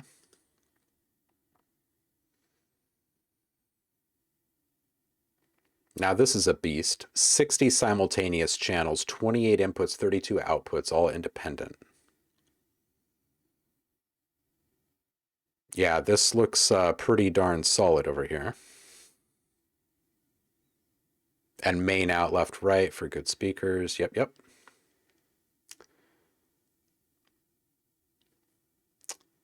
Zev, I decided to replace speakers with some Atom Audio. So stoked about that. That MK5 has an oodle of digital ins and outs, enough for me anyway. Yeah, absolutely right.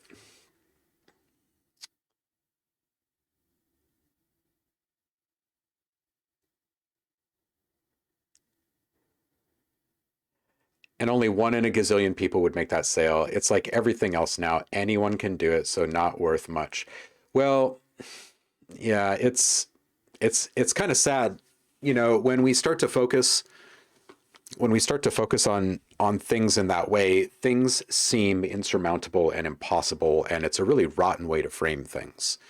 This idea that anyone can do it is, how do I say this kindly and gently? It's a crock of shit because not everyone can do it. Everyone can get a computer, and everyone has a studio on their computer now, or their tablet or whatever. And it doesn't mean that they're going to make something better than you. And it means they're going to make something different than you, if they even use it at all.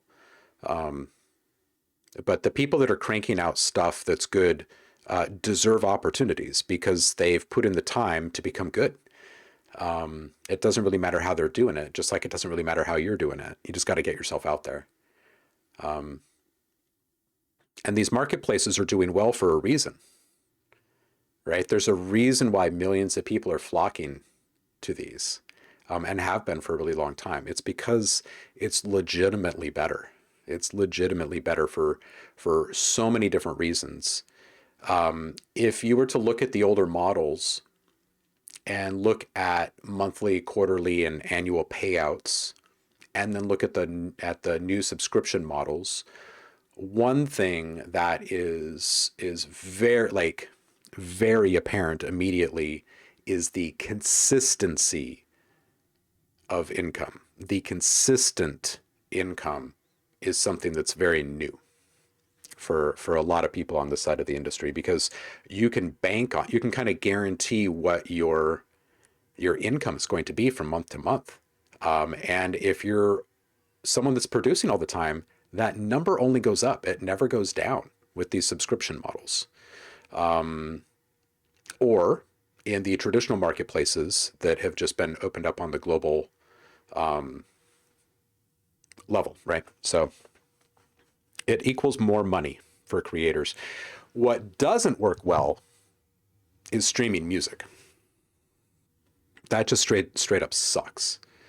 And until someone can get rid of Spotify and the way that they're doing things, it's going to continue. It's sad because people don't make money from music, from people listening to music anymore. They make money from people seeing the same commercial over and over again, or watching television shows or movies or video games or whatever. Anyone can do it if you're lucky, right? Trem Ties coming in hot with the audacity here. What is consistent income? I like money. Yeah, yeah, performing, you make money. Until you get signed to a label and agree to big tours, and then you're not making money anymore, and then you got to start selling merch and stuff. It's a horrible slippery slope. Like I would not want to be a big time touring musician at all anymore at all. Just no interest in it whatsoever. Not even a little bit.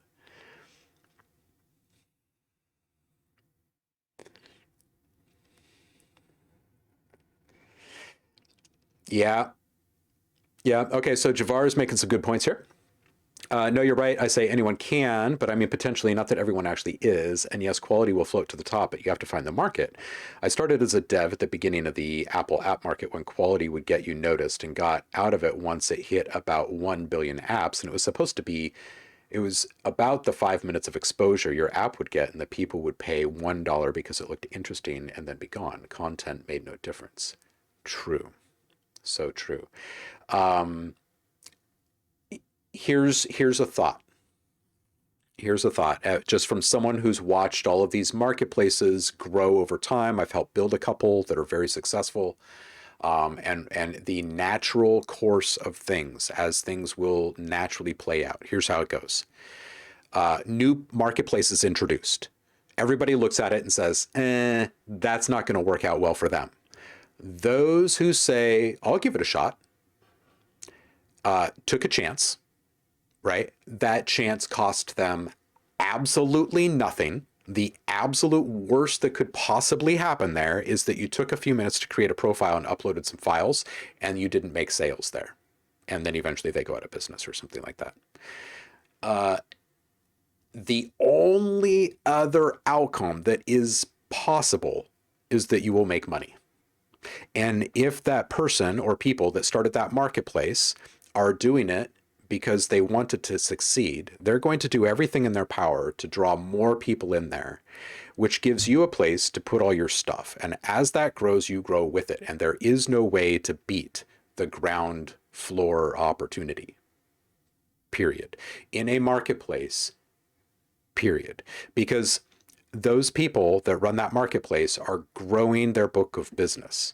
And over the years, their book of business will grow and expand, and they will find ways to keep those customers loyal and enticed and engaged. And all you have to do is keep putting stuff out. And you are one of the oldest main attractions in that marketplace if you got in early. So it's one way to look at it, right? Because eventually, each one of these marketplaces is going to close their doors to new creators because things reach this oversaturation point. And it's this declining return for everyone involved. So the moral of the story is new marketplace, jump on it, right? If you see red flags, don't. But if it's just something saying maybe you shouldn't, then throw caution to the wind. Upload some files. What's the worst that could happen? You make a few bucks, you know what I mean? But that's where it all starts.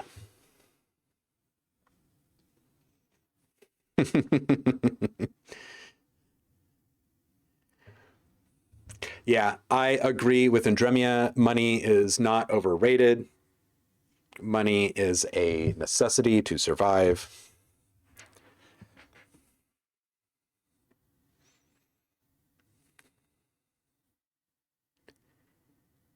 Yeah.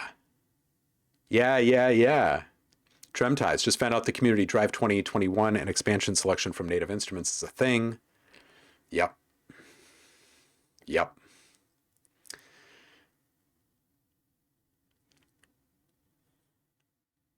Yeah. So right now, Javar, right,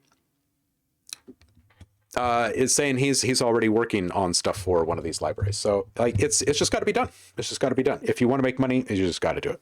You just got to do it. Roku says 80% of the revenue of big companies goes back into PR and AR. It's not going to the quality of product, exception to the rule. The market, especially in terms of audio, is so convoluted where you have to weed out before you find some gold. Exactly. Yeah, that's why I've dropped everything and I'm working so hard with the audio design desk stuff, because I really think that this is a sea change opportunity for us, right? If we can eliminate more middlemen and more middlemen services that are standing between the two sides of the coin of our industry, right? Then that means more control, more money, and more direct recognition and collaboration opportunities for everyone involved. It keeps costs down for people buying. It keeps income up for those creating.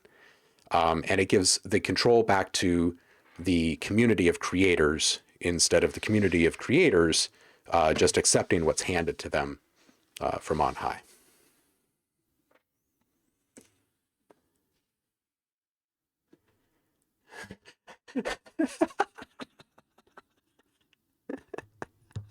Javar, what's the worst that could happen? You upload something that has just the right bits to crash the internet, the world descends into chaos, and those that still know rock tech become the rulers of the burning husk of the earth. Yeah, I guess that's possible.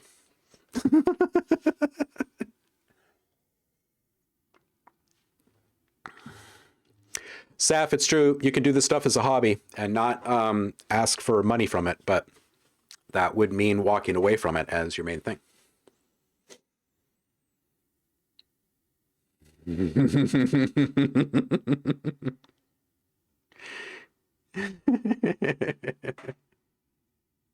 Never say never, right? Yeah, for sure.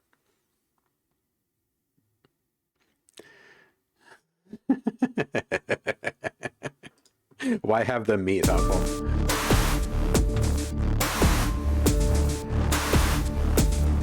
Hey, how's that audio out there? I've noticed that nothing has dropped since we switched the devices. in Streamlabs. Maybe we've found a solution.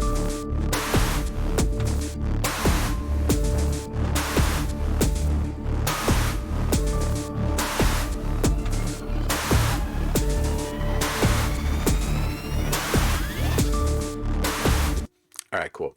A little cheesy end on that one, but we can fix that with something. Let's make this a little darker.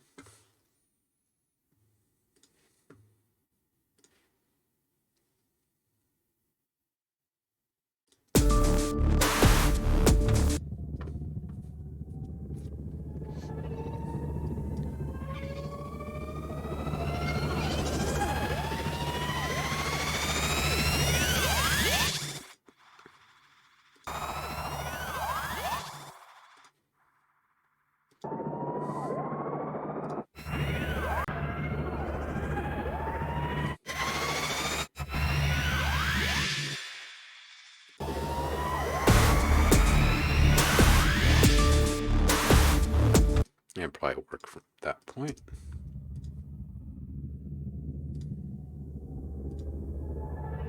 What is this reverb?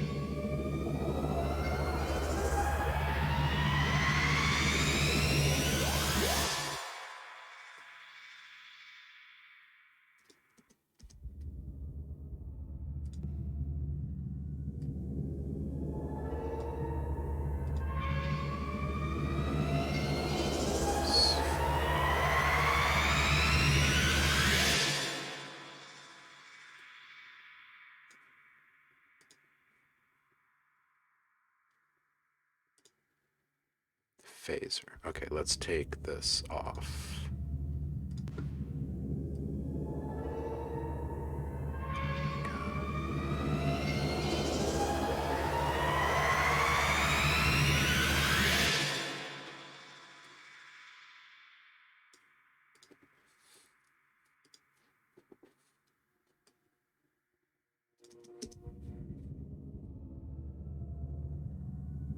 Let's widen up this one.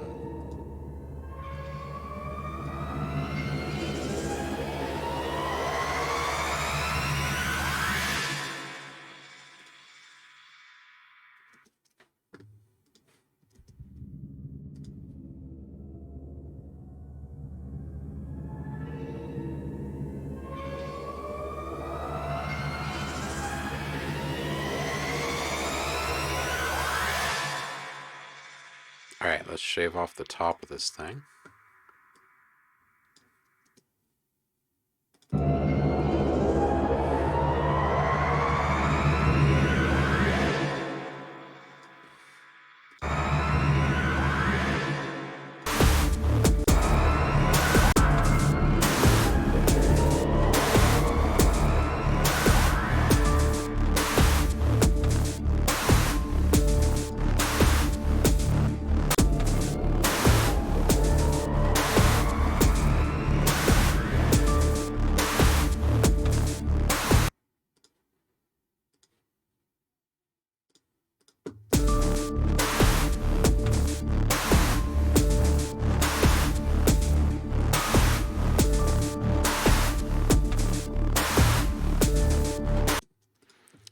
Let's do a,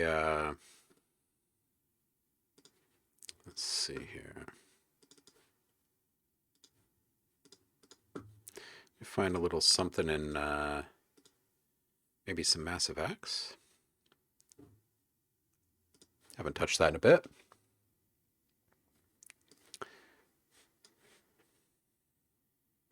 Drumtie says, I'm currently on the road to get to the point where my production and know-how is where I can release stuff and people want to pay for it, which is why I love it here. Honestly, my EQ and my production has seriously improved this year. I listened back to a commission I got before finding the stream, and I was about to message him and ask if he wanted me to remaster it. Yeah, that's awesome. But just wait.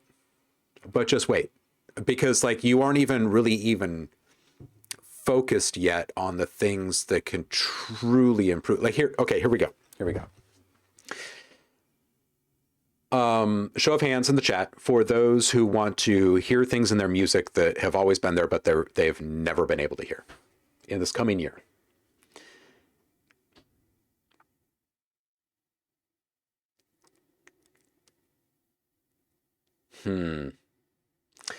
Roku, man, I love you, dude. Check this out. I wouldn't worry about it too much in Dremia. Just make music. Don't care about the world, the industry, and what they want with it. Just do it because music is the only thing you want to do. That is enough. You are enough and will always be. Life will find its way. Opportunities will always arise. Yeah, in Dremia, I keep telling you, an app, licensing marketplace, and the Sound On audio design desk, the parent company that we've established is called Sound On, the Sound On community, as soon as we open that up. I think that those are three places where you could, any one of those could start to make life really comfortable for you. You've just got something so unique. Okay, so the question in Dremia is, who wants to hear things in their music that have always been there, but you just haven't been able to hear? So the way that you do this, and maybe what we should do, is just kind of revisit some of my curriculum each stream, and give you guys a little task each stream, and then hold you to it on Discord or something. Let me just see if I can find all of my curriculum here. One moment. Yeah, okay. So first term, 12-week first term, 16-week. Okay, so it takes a ton of time for all of this, but we have the time.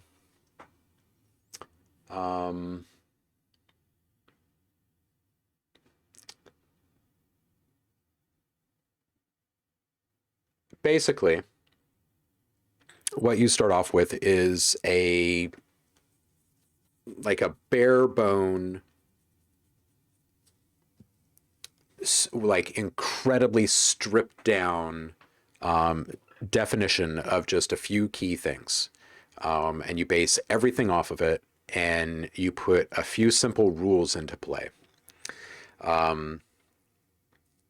And it happens. It just happens. It just starts to happen one day. You start to realize that you're hearing things, that you're recognizing things, that you understand things at its core, which is like the first step to being like a real master of your craft. So the very first thing to recognize is what exactly sound is, right? So how do we quantify sound? How do we break it into its components? Okay, so it's got three main parts. Okay, one is amplitude. Okay, and that's the volume, right? It's got to be loud enough for us to hear it.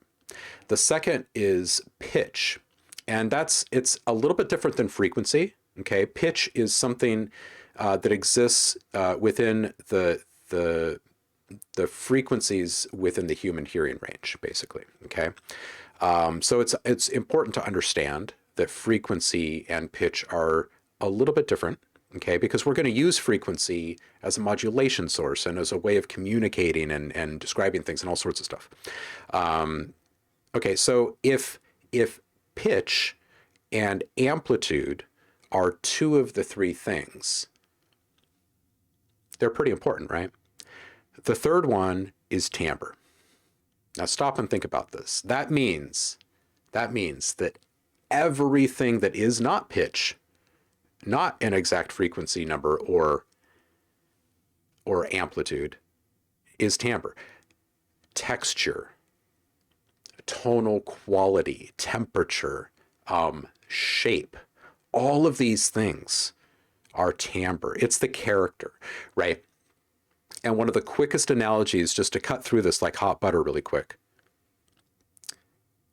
if an elephant and a duck and a hippo all sang happy birthday in perfect pitch, you wouldn't be able to tell them apart if timbre wasn't a thing, right?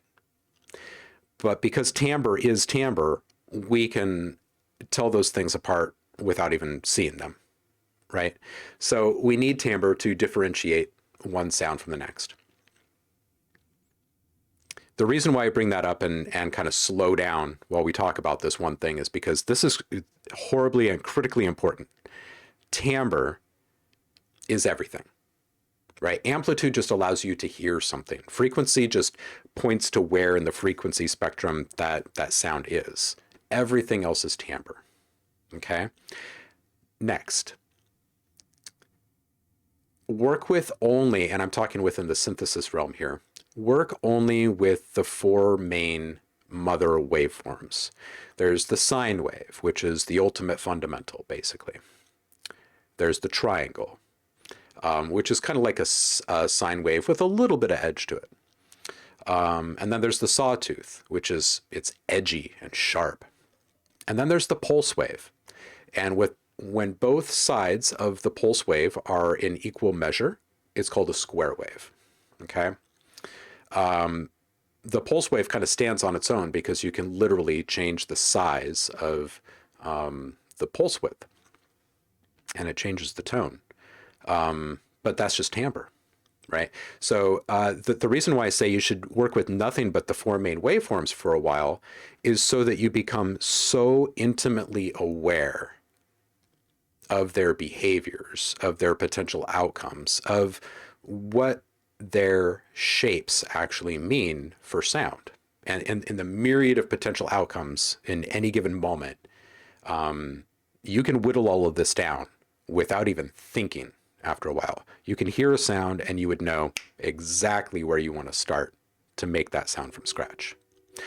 Now, not everything needs to be synthesized from scratch, but understanding what sounds can help you arrive at the sounds that you're looking for is the ultimate juice, right? So the process of deconstructing and reconstructing and critical listening, and then applying that critical listening to critical thought, like step-by-step deconstruction or reconstruction of sounds, is the process that you really need to embark on. And it's not a process of becoming a master of synthesis. That's a byproduct of all of this, right? Going through the different synthesis types, understanding the different fundamental theories that each of the synthesis types are built upon, all of that stuff. All of that stuff. It all is one thing. And synthesis is just a way for you to engage with it. And once you start to really understand those things and feel like you have a full grasp of those things, the whole world starts to open up, because you're moving to a point of creating with intention instead of through happenstance and discovery and accidentals, right? Do they walk into a bar first? It is a little bit like piano lessons, Paul. Wink, wink. Got to be loud enough to hear it, right? Right? Hey, DJ Empirical, welcome back. Co-op mixing arrangement philosophy stream soon then? Yeah, I think maybe what we should do is just plan on having it be a part of each one of our streams. Maybe it's the very beginning of each one. Yeah. Yeah. Yeah. Zandino, welcome in. Pitch is a thick, clear paint. Timbre is all the visuals to the ears. I thought timbre was a little different. Percussion. No, no. Yeah, you know, it really is. Do I consider things like reverb tails to be part of timbre? It's part of the sound, right? So psychoacoustics is really more about cause and effect, right? Now we're starting to talk about the psychological side of sound, not just like the ear candy acoustic embellishment side of sound, right? Like we don't put a snare into a room in a song simply because we like the snare sound in that room. We put it in there because we want it to be believable. We want it to feel and sound like it belongs in a space, and that that space is shared with those other things. Because when we were first introduced to music, those sounds were being made by people and things in a shared space. Our brain calls phooey very quickly on things that it doesn't believe. And it happens at a really incredible rate. So things like reverb, yes, they are part of the timbre because they're part of sound that is not amplitude or pitch, right? So technically they are part of timbre, but things like reverb have a massive psychological effect upon us, and so do keys and modalities and stuff too. It's all one thing. That's my point with all of this, is it truly, really, honestly is just one thing, all of this. And synthesis and sampling, it's all the same thing too, right? All of the same rules apply to all of it. And all of the effects that you can apply in either synthesis or sampling manipulation, they're all the same effects, right? They're all the same tools. And just understanding the scope of just the fundamental waveforms first can carry you so far, right? Because it's teaching you about the most common forms of modulation, right? And it's teaching you about shape. So here's the next step. So first, very critical thinking about sound. What actually is sound? Focus on timbre. Second is focus on the fundamental waveforms, right? The mother waveforms. You start to challenge yourself with sounds, like try to make this using whatever instrument you think might get you there, easiest or quickest or whatever you're most comfortable with. And you learn things along the way. And then I slowly disclose how those sounds were actually made by me. And then you can compare your process with my process, right? And start to make deductions and correlations and stuff. But the challenges are really where it's at. There are a series of daily challenges, and some of them are time-based and some of them are task-based, right? So some of them, the major restriction in play is that you only have a small window of time to accomplish the sound, or to figure something out. And then the rest of the challenges are take as much time as you want, just get the sound the way that you want it, because that's really what this is all about. At the end of the day, we're trying to get stuff out of our head and our hearts, right? As intact as possible. And no one else knows what those things are, right? Which requires the ability to communicate, not just with others, but with yourself. So this is where it starts to get a little weird for some people, but you're going to talk to yourself and you're going to talk to other people about sound using common, everyday, colloquial terms, right? Thinking about sounds in colors, shapes, textures, temperatures, taste, all of these things are, and I've talked about this in streams before, these are ancient neural pathways in our brains, right? Beyond just our lifetime, right? You guys understand that there's lots of life forms on this planet that are born that are never actually brought up by their parents and never taught these lessons. So all of this stuff has to be passed on genetically, right? So we have a lot of stuff that's passed on genetically, right?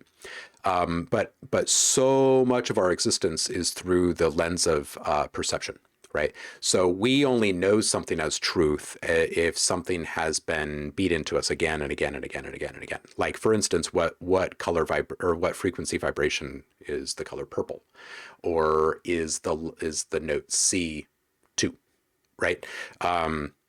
So we've created all of these neural pathways, and they're important because thoughts and words mean very specific things, right? Like if someone says buttery, we all instantly have this like cascading series of like thoughts and emotions tethered to the word buttery, right? Where our head is flooded with words, with other adjectives and synonyms and stuff, right?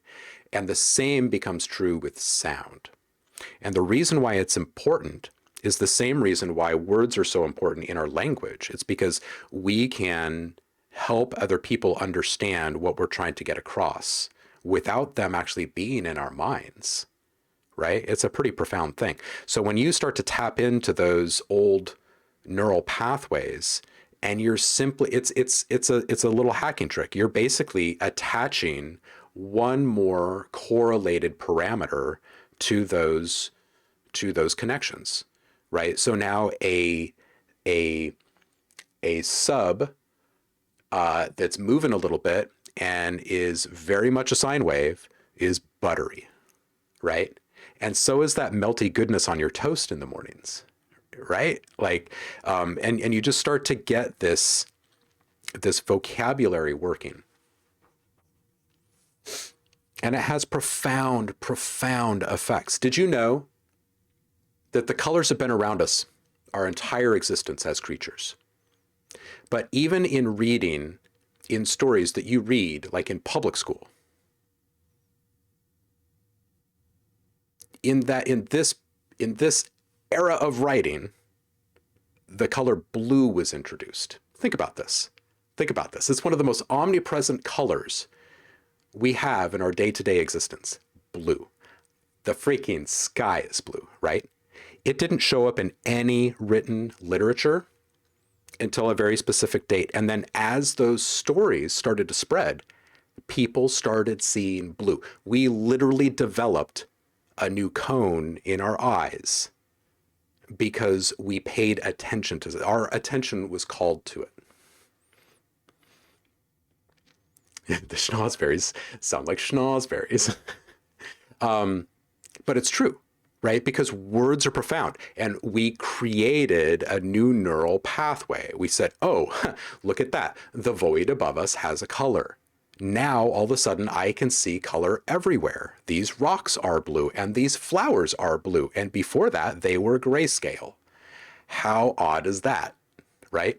But the same exact thing is true with sounds, right? So when we start to believe that a sound is crunchy and crispy and tasty and delectable, right? Then we can call phooey on it if we don't actually believe it, right? I can tell myself, this can be crunchier because my definition of crunchy is a specific thing, right? Crispy, crunchy, tasty. That's a pretty specific combination. And if I'm going to try to like find that quality in a sound, I have something specific that I'm aiming for, right? Hot, buttery, smooth is another one, right? Cold and jagged and sharp is another one.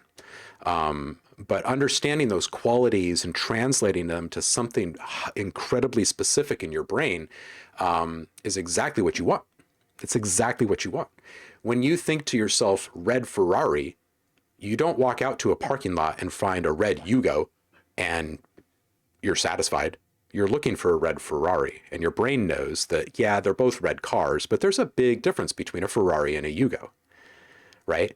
But in purely intellectual terms, there's really no difference, right? They're both red vehicles. They run on gas.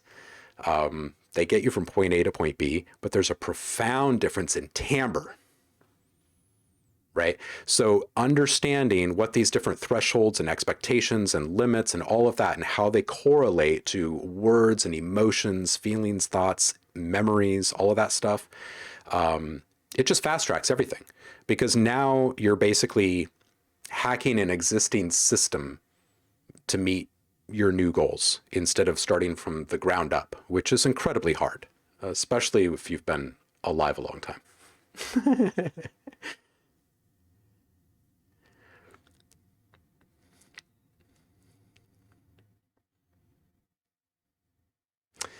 Timbre, the intonation of harmonics corresponding to the fundamental frequency. A tambourine is a percussion instrument, indeed. Yeah, true. If you understand how to sound design, you create with focus shape samples to be what you want them to be, rather than aimlessly finding the right now. Each sample becomes the right now, the right one. Yeah, sort of. So I think that it is supremely important Supremely important to not go too far down the rabbit hole of intention. And that sounds kind of weird, seeing how I was just preaching about intention, right? But it's about discovery and fun and organic conjuring, right? Become a conduit. That's our ultimate goal, is we want to become a conduit. We want to become a conduit for music, the sounds or the ideas coming through our head. But if we're all being really honest with ourselves, we don't know all those sounds yet. Those sounds have yet to be discovered oftentimes, which means we still need to play. The difference is that you are now coming at this from a point of knowledge and experience and understanding. So you know that reaching for a phaser instead of a flanger is going to get you to where you want to go, where previously you had no idea, honestly, what the difference really truly was between a flanger and a phaser, because you had never really slowed down and taken it through its paces with sounds that you are intimately familiar with, right? But just understanding the order of operations, signal flow, all of that kind of stuff means that when you are playing and you do enter into discovery mode and you're just waiting for things to hit you, that you already know approximately the type of things that are going to be coming your way, right? And you know if you have a good idea or not, right? So it's not just about creating with intention all the time. There are still moments where you really need to play, right? And that's why I'll make a source sound and then I'll play with it, right? The source sound gets me 90% of the way to what I actually want for something, right? And then the play gets me all of the good stuff, right? Ask any photographer, what is the trick to getting really, really, really good photos? And they're going to tell you, take a ton of freaking photos, because people don't see the ones that you don't show them. And that's really what it is. It's like a matter of iteration, right? Like just get through it a whole bunch of times and you're going to have some stuff that you can pick through and pick the best stuff out of.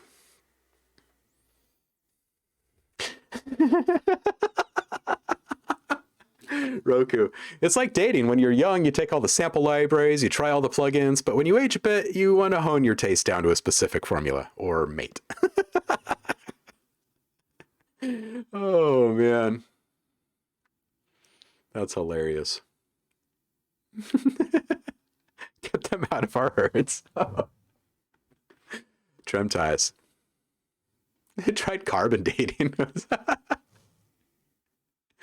Oh, you guys are very smart.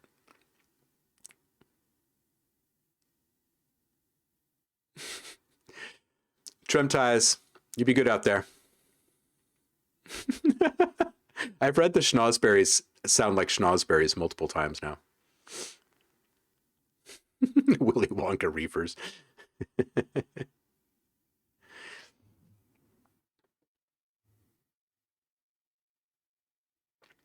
Sounds are images with sound pressure. Interesting way of looking at it. Think about it this way. Our senses allow us to perceive the world, right? And we're largely perceiving the same things again and again through the different senses. And then our mind makes really informed decisions and thoughts about things because of all of that commingling of information, all the crossover points and everything. That blew your minds. That's funny, Andromia. Yeah, like developing taste buds. Exactly, Heidi. It's exactly the same thing. And I have like lots and lots of cooking terms that I apply to sound, probably for that very reason, because I spent so much of my youth learning about food. Chocolatey with oaky overtones. Exactly, Jafar. Heidi says, I see color slightly different out of one of my eyes. Most of us do, actually. We need these truth nuggets transcribed and posted somewhere for prosperity, right? Well, I do have like curriculum actually mapped out in text, like in documents. So. And yeah, Will is right there. Happy accidents within discovery. It's both. Exactly.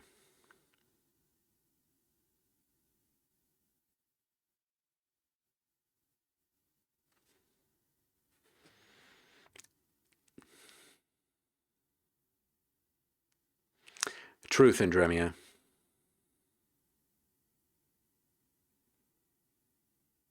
So what remains is the most important question in life of a sound designer, composer, producer. Do you even compress me? Yeah, exactly. You know, I'll tell you what, in the last couple of libraries that we've done for Audio Design Desk, I just haven't. Like if you look at man, yeah, just look at a couple of these sounds that I made last night. So none of this stuff has any compression on it.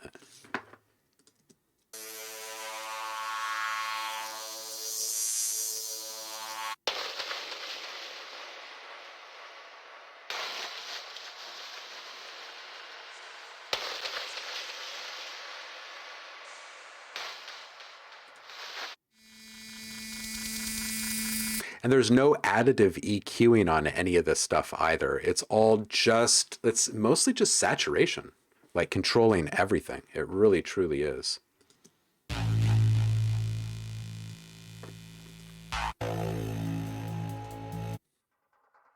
Yeah, compression can be a tool or it can be used as an effect, you know?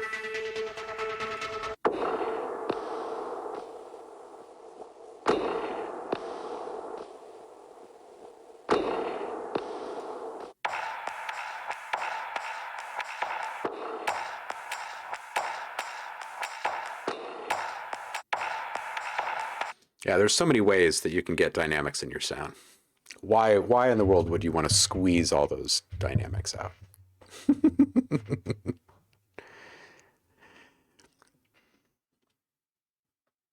Well, okay, yeah, technically you're distorting, which is a form of compression.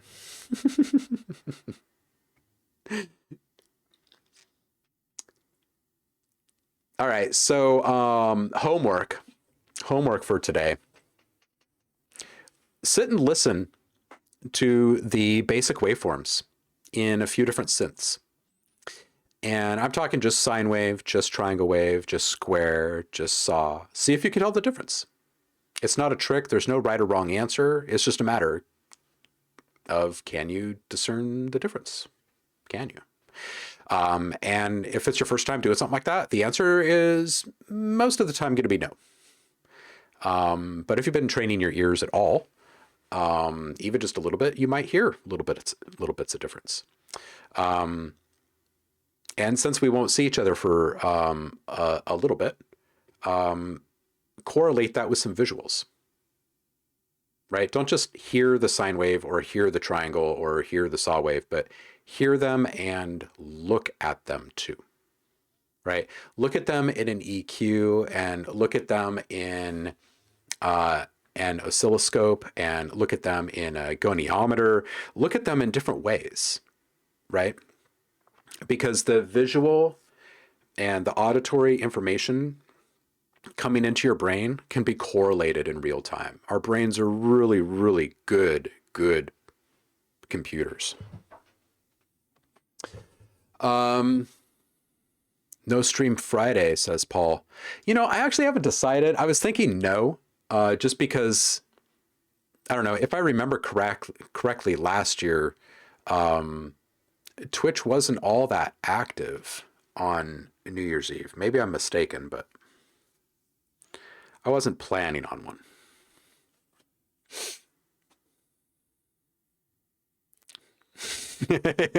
Roku, I think you got to pass on this one.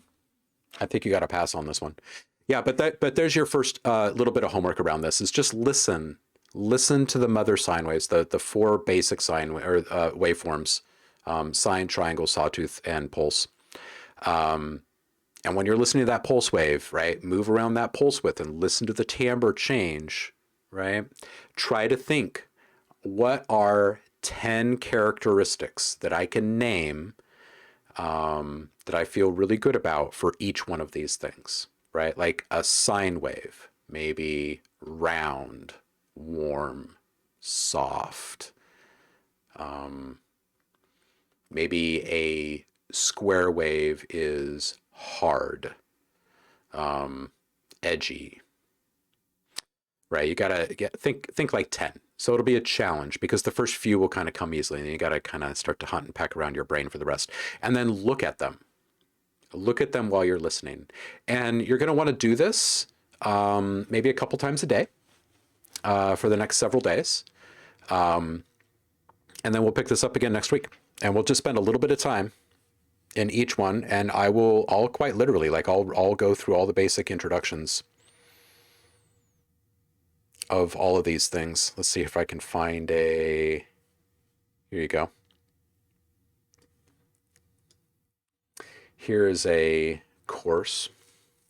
This is supposed to be in a 2-hour class, which would happen once a week, which would go for 16 weeks total, which would have a fair bit of work being done each week between each lesson and the next time the class meets in person.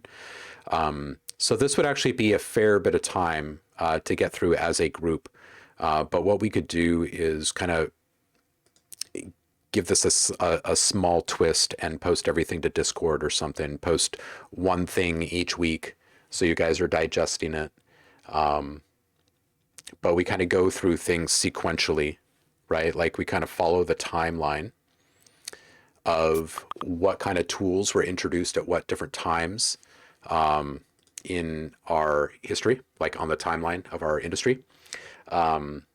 And then that way you're being introduced to the tools and the concepts in the same order in which they evolved, which allows you to kind of grasp things in a similar way as to those who have been in the industry for the past 40 years, right?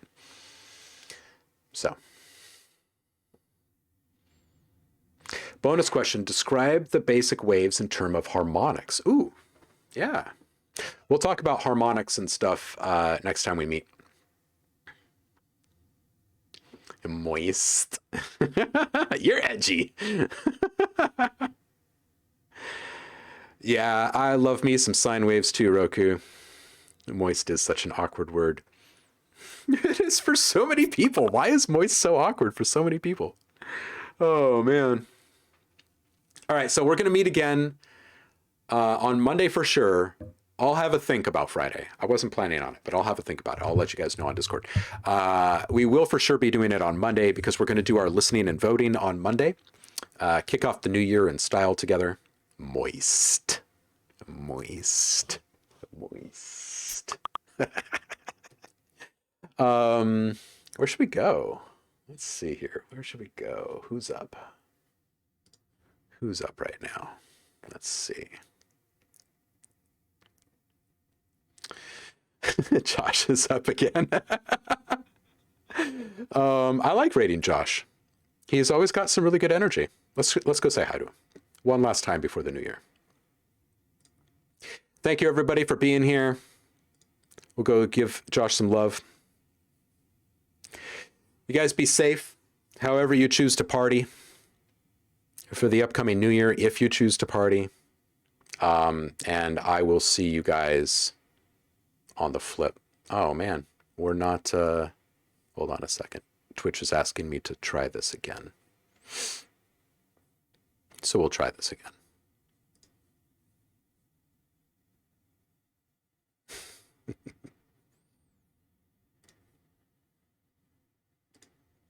Okay. It looks like it's working. Thank you guys for spending the day with me, or the morning at the very least. And I will see you guys on the flip. Big love. Thank you for a really awesome year. You guys are freaking amazing. And I miss you when I don't get to spend time with you. So it must be love. Happy New Year if I don't see you on Friday. And bring the heat on Monday. Go work on your projects and bring some serious awesomeness. I am so looking forward to seeing what you guys do with all those dialogue samples. Big love, guys. Peace out.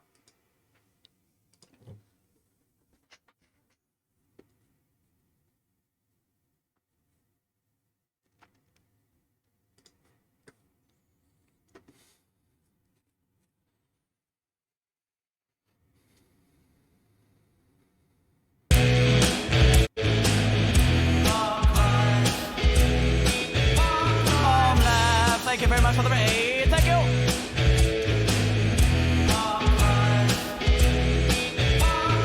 Shout out to OhmLab. Shout out, shout out, shout out, shout out. if you want to know it, the more technical side of music, logic, and all that sort of stuff, go follow OhmLab. Do it. Do it, do it, do it, do it. Exactly. 2021. Mwah. We bid you adieu. I'm doing very well, thank you. How about yourself?